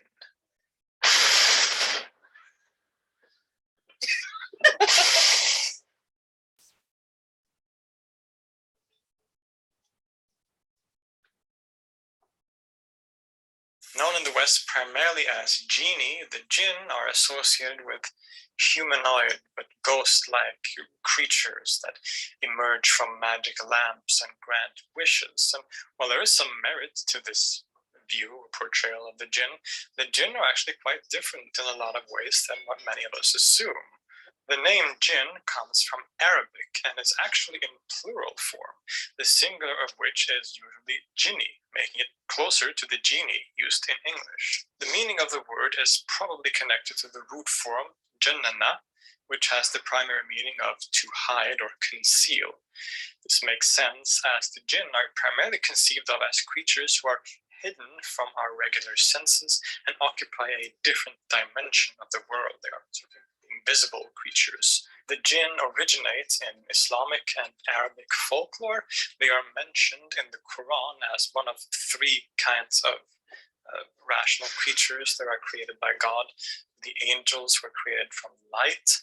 The human being was created from clay, and the jinn were created from smokeless fire.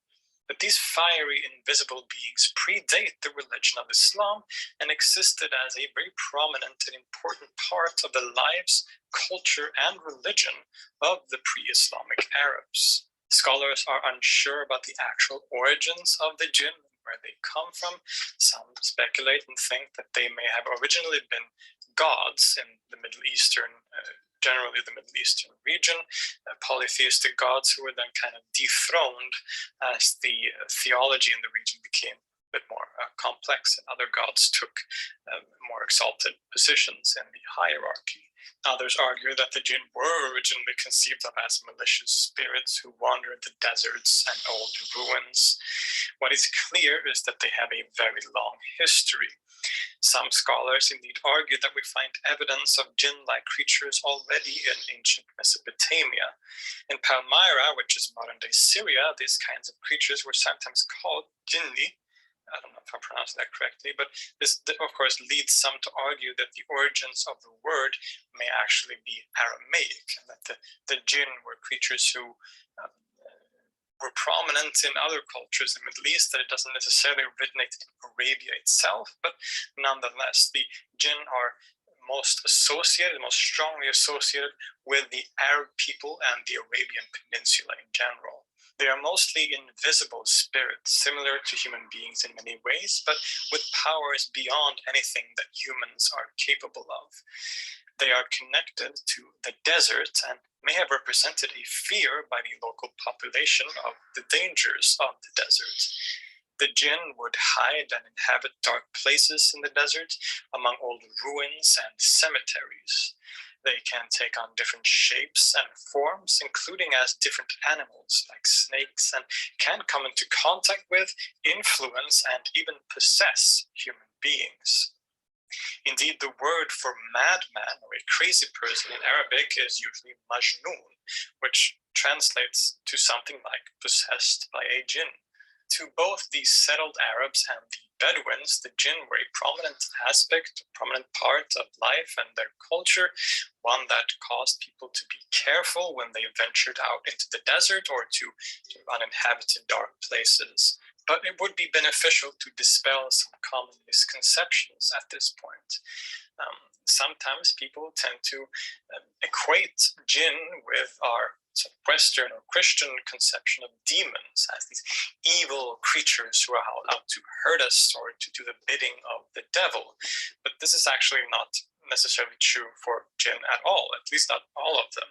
The jinn are actually more similar to how demons or daimons functioned originally in ancient Greece before Christianity made them an exclusively evil creature. In other words, the jinn are neither inherently bad or good. They are just like human beings, in fact. They live in societies, they have kings, they have friends, they get married and have children, they even have religions. And just like human beings, the jinn can sometimes be friendly and helpful, and other times they can be evil, deceitful, and dangerous. So the pre-Islamic Arabs had a strong but varied relationship with the jinn. They could be feared and seen as dangerous creatures who inhabited desolate places, but they could also be helpful and even a source of inspiration. As many of you probably know, poetry was an incredibly developed and cherished tradition to the ancient Arabs, and the jinn played an important part here. It is said that many of the pre-Islamic poets were inspired by jinn to write their verses, almost like in a possession. And here we also find further connection with the ideas of demons or daimons in ancient Greece. The daimons were often seen as sources of inspiration that could, you could say, be messengers in between the divine world and the human world. And the jinn kind of functioned in a similar way in ancient Arabia. They would function almost like middlemen between the gods and human beings, being able to convey messages through possessing the reciter of poetry. This is also likely why some verses of the Quran claim that Muhammad's enemies accused him of being affected by magic and things like this, as jinn possession and divine recitations were a commonplace in the culture of the time. And indeed, with the coming of Islam through the Prophet Muhammad's recitation of the Quran and the religion's later vast spread, the jinn became not just a creature of local folklore, but as an essential part of a world religion.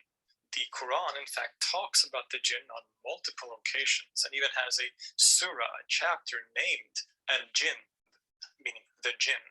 So the fact that they are talked about in the Quran seems to many to confirm their existence and also help to spread this mythology to vast areas across the Middle East and North Africa and many other places. But it also placed them in a central role in the drama of the creation of the human being itself. Indeed, the Quran seems to identify Iblis, the Islamic version of Satan, as a jinn. Now, some verses seem to imply that he was a fallen angel, like in the Christian narrative, while others claim that he is a jinn, and the later interpretation has probably the most prevalent, or at least some combination of the two. Iblis was a great jinn who led jinn armies in great battles against their enemies. They fought for God, but when God created Adam, the first man, and asked all the angels to bow to him, Iblis refused. And this is the central moment where Iblis is condemned for his disobedience and becomes a shaitan, or Satan. So, according to mainstream Islamic interpretation, Iblis or Satan has a different function than in Christianity. He is not a kind of deity or powerful adversary to God, but he is the king of the evil jinn who leads human beings astray. It was quite easy for the spreading Muslims to incorporate the idea of the jinn into different local beliefs and folklores, the jinn being invisible, ghostly, spirit-like creatures, shares, of course, just by that fact, a lot of similarities with other similar creatures in different cultures, and so the jinn were often adapted and appropriated into these different cultures. Now, there is said to be different kinds of jinn, not only good jinn and evil jinn, but actually different categories of jinn, you could say. In Robert Liebling's excellent book on jinn called The Legends of the Fire Spirits, he divides the jinn into 5 categories, which are Jan, Jinn, Shaitan, Ifrit, and Marid. Important to remember here is that the lines between these are not clear at all. They are sometimes interchangeable, as those of us who have read any literature involving the jinn will surely know. But in a general sense, Jan is the most general term, referring to all kinds of jinn at large. Jinn is used to refer to specific jinn or specific tribes of families of jinn, and these can be either evil or good. So both jinn and Jan are very general categories. Shaitan, however, are always evil, thus more akin to demons, as they are the children or servants of the chief Shaitan, Iblis or Satan. Ifrits are generally more powerful than Shaitan and are sort of more morally ambivalent, but they are mostly evil. We find the Ifrit a lot in the Arabian Nights. They like to hang out around ruins. They're often winged creatures that can cause things like sandstorms and shapeshift into different animals. And lastly, the Marid are the most powerful kind of jinn, and again are mostly evil. This is the kind of jinn we are most familiar with. The very large wish-granting kind are often a Marid category of jinn. For context, some interpret that in the famous story of Aladdin, there are 2 different kinds of jinn in the story. The jinn of the ring is a type of ifrit, and the jinn of the lamp, who is much more powerful, is a kind of marid. So, of course, in the Disney version, a lot of this isn't there, but in the original version, Aladdin has both a ring that has sort of magical powers and of course, the lamp. And so the jinn of the ring is thought to be an ifrit, and the jinn of the lamp is a marid. There are also further types of jinn and names, including the ghul, which is a type of jinn that likes to inhabit cemeteries, can shapeshift, and even eat the flesh of human beings. Very nasty kinds of creatures or nasty kinds of jinn. They are often said to appear as beautiful women to lure men to their deaths. And yes, in case you were wondering, this is actually where the English word ghoul comes from. I actually didn't know this before I researched this video. So this is very fascinating to me. There are also many other kinds of jinn, but not all of which I have time to go through here. But simply put, there are many different kinds of jinn, and the lines between these categories can be very blurry. There are many different myths surrounding the jinn, many of which were spread or written down in a post-Quranic context. One such tale tells how the jinn tribe's original homeland was a mountain called Kaf, standing on the edge of the world. As I've already mentioned, jinn are often connected to certain places. They are said to guard treasures or haunt old ruins. There are many places around the Middle East that are thought to be infested with jinn even today. In modern-day Saudi Arabia, there is a place called Madain Saleh, which are these old ruins from the Nabatean kingdom. This place has long been thought to be inhabited by the jinn. There are even stories about how the Prophet Muhammad himself used to veil himself and walk quickly as they passed the location, telling his companions to avoid it at all costs, because it was haunted, obviously. There is also the famous story of the city of Ubar, also known as Iram of the Pillars, or Atlantis of the Sands, so called by T.E. Lawrence. This is thought to have been this great, beautiful, wealthy city in ancient Arabia that was buried in the sand, hence the name Atlantis of the Sands. Made famous by Lawrence of Arabia, or T.E. Lawrence, who wanted to search for it, as well as the 2011 video game Uncharted 3. The ruins and great treasures of Ubad are said to be guarded by the jinn. There are also very famous individual jinn. Many of these probably appear as the mythology of the jinn spread to new places and local deities or spirits were incorporated into the mythology of the jinn. One such famous example is a jinn called Aisha Kandicha from Morocco. She has the appearance of a beautiful woman with black hair, the only difference being that she has the feet of a camel. Like the Ghul jinn, she lures unsuspecting men into the desert to kill them. Many such stories of individual jinn exist. They can also, as we have discussed, possess people, and there are various ways to exorcise a jinni. The Sufis and holy men and mystics often have a role to play in this. To remain in North Africa and Morocco, for example, one way to exorcise a jinn was to use ecstatic gnawa music. So gnawa music is a kind of North African Sufi music. So this was used often in exorcisms to get rid of evil jinn. It's incredibly interesting. If we then turn to what is probably the most famous example of jinn stories, which is of course the Arabian Nights, or more accurately the 1001 Nights, in Arabic called Alf Layla wa Layla. Here we find a whole host of different tales that includes the jinn. And some of these jinns, like the story of the fisherman and the jinn, are clearly evil and dangerous, while others can be helpful and friendly. In fact, a lot of our conceptions and ideas about the jinn, maybe most of it, comes from the Arabian Nights, or 1001 Nights. This is a very important collection of stories for our understanding of Arabian or Middle Eastern folklore. As the jinn are thought to live in societies just like human beings, the jinn, as I said, also have religions. There are stories about how some jinn would listen to the Prophet Muhammad as he preached and who later converted to Islam. So there are Muslim jinn, there are also Christian jinn, there are Jewish jinn, and so on. And the jinn are subject to God's punishment at Judgment Day, just like human beings are. Even today, the jinn are an important part of the culture of the Middle East.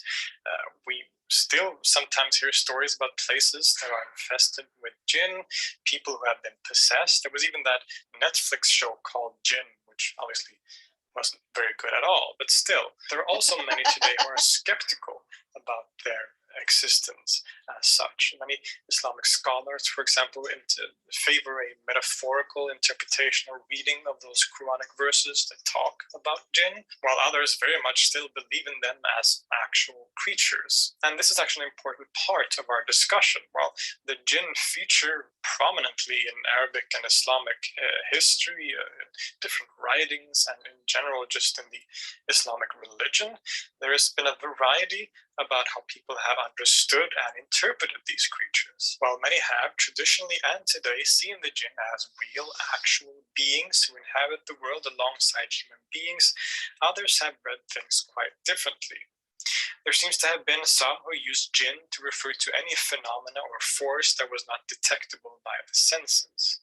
And many of the more esoterically oriented schools of theology or philosophy found interesting ways of doing ta'wil, or esoteric interpretation, on those Quranic verses. For example, the 13th century Persian philosopher Zakaria al-Qazwini wrote that, quote, "Some consider the jinn as unruly men, but these persons are of the Mu'tazila." From this, it seems that some thinkers, in this case from the rationalistic Mu'tazila school of theology, interpret the jinn metaphorically to mean a kind of human being. I'm not going to make things more complicated by discussing theology or complicated philosophies, but this just want to point out that jinn have been interpreted differently historically, and today the situation is quite the same. Well, I would go as far as to say that probably the majority of people in the Middle East still very much believe in the jinn as actual creatures. There has been, as a result of different factors like Western style education, an increasing tendency to be skeptical towards such ideas, seeing it as superstition and whatnot. So it's important to keep that in mind, of course. To sum up, the jinn are, for the most part, invisible spirits created from fire that are similar to human beings, but also have very exceptional powers. They are intimately connected with the desert and the nomadic culture of the ancient Arabs, and they come in a wide variety. Some can help you, others will lure you to your death, but all of them tickle our imagination and serves as a fascinating part of the culture of the wider Middle East. Happy October and happy Halloween, and I'll see you next time.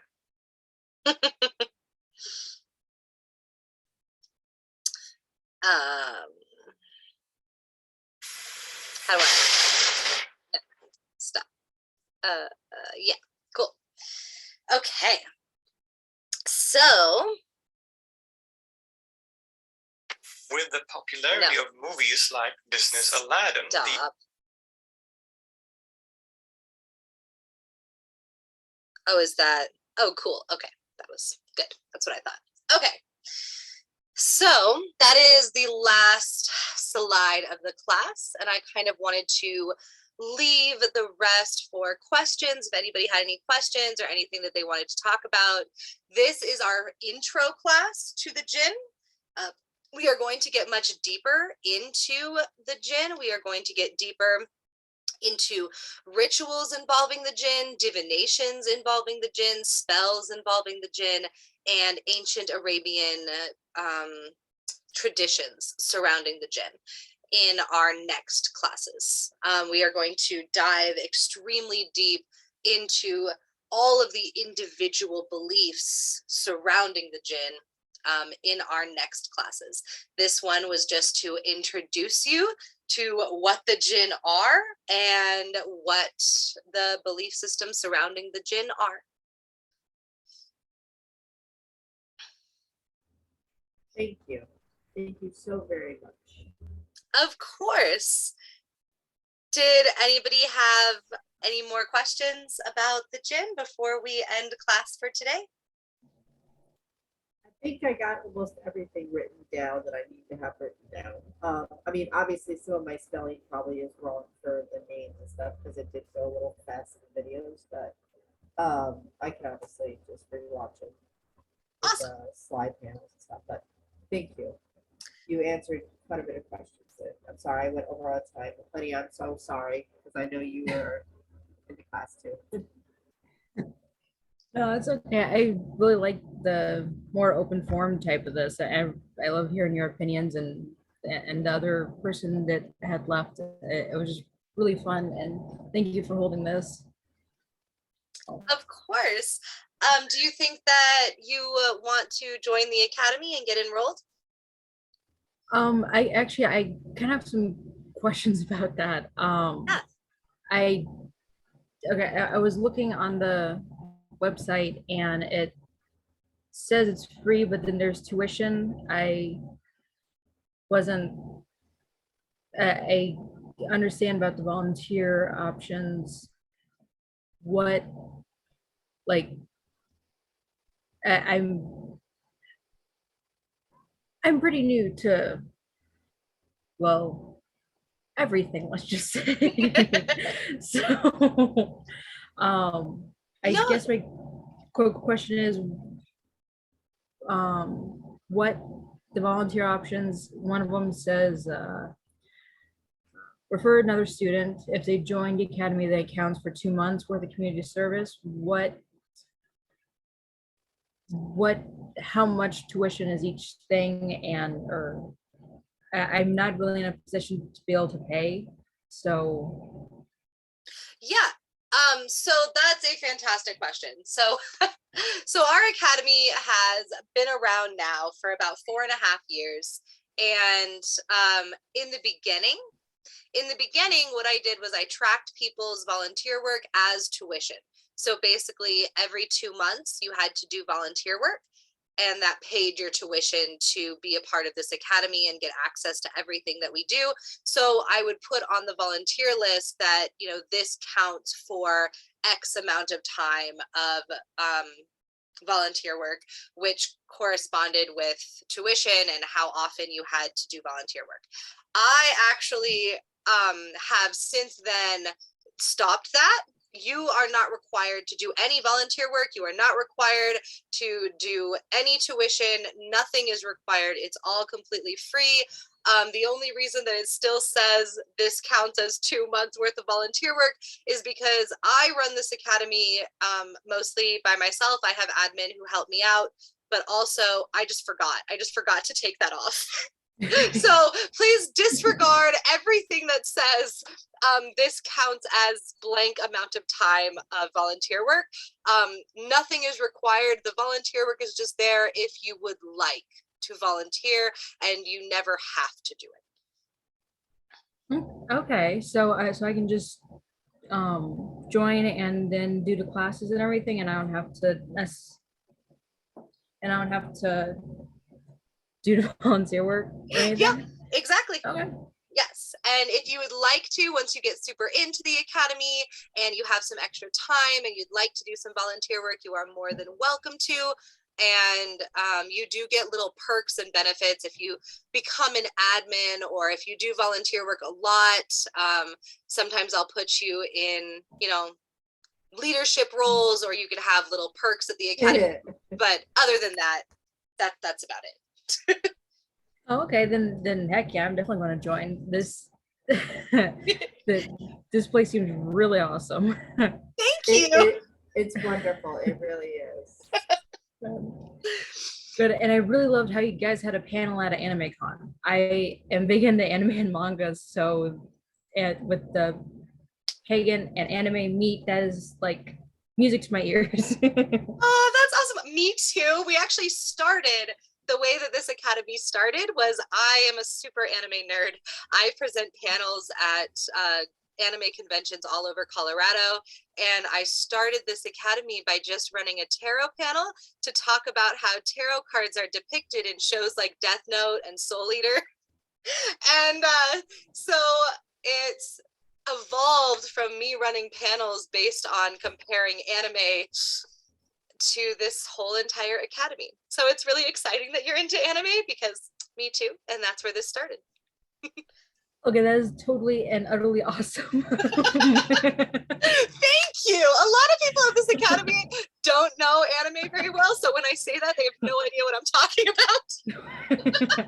about. You know what? I actually do know what anime is, because both my boys love anime. My oldest is like the biggest anime person in the world. I swear he is. Aww. So I for the last 26 years, you know, I've started to learn about it, you know, so yes, I love the organization, honey, is just the best. It has changed my life dramatically, and Alex will tell you, I will tell her on a daily basis how much I love her. She is just amazing. She never sleeps though. Don't let her fool you. She doesn't sleep.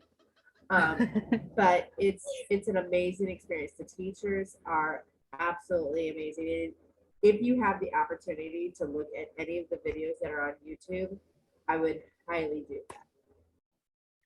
Aw, thanks, Jackie. I can't wait till, like, you know, the next class for this. I really can't. Just have to make it on a weekend. Today is a special treat. I got to take off today, so. I will try to make sure, yeah, that this class happens next on a weekend. And honey, if you would like to and you want to get enrolled, do you know where to send your message to, or would you like a link? No, I didn't get that far yet. Awesome. So yeah, please. Yes, let me send you a link really fast in the chat so you can shoot us a message and get enrolled. Oh, you can all see my screen right now, huh? Okay, It's fine. Welcome to my Facebook. 1 second.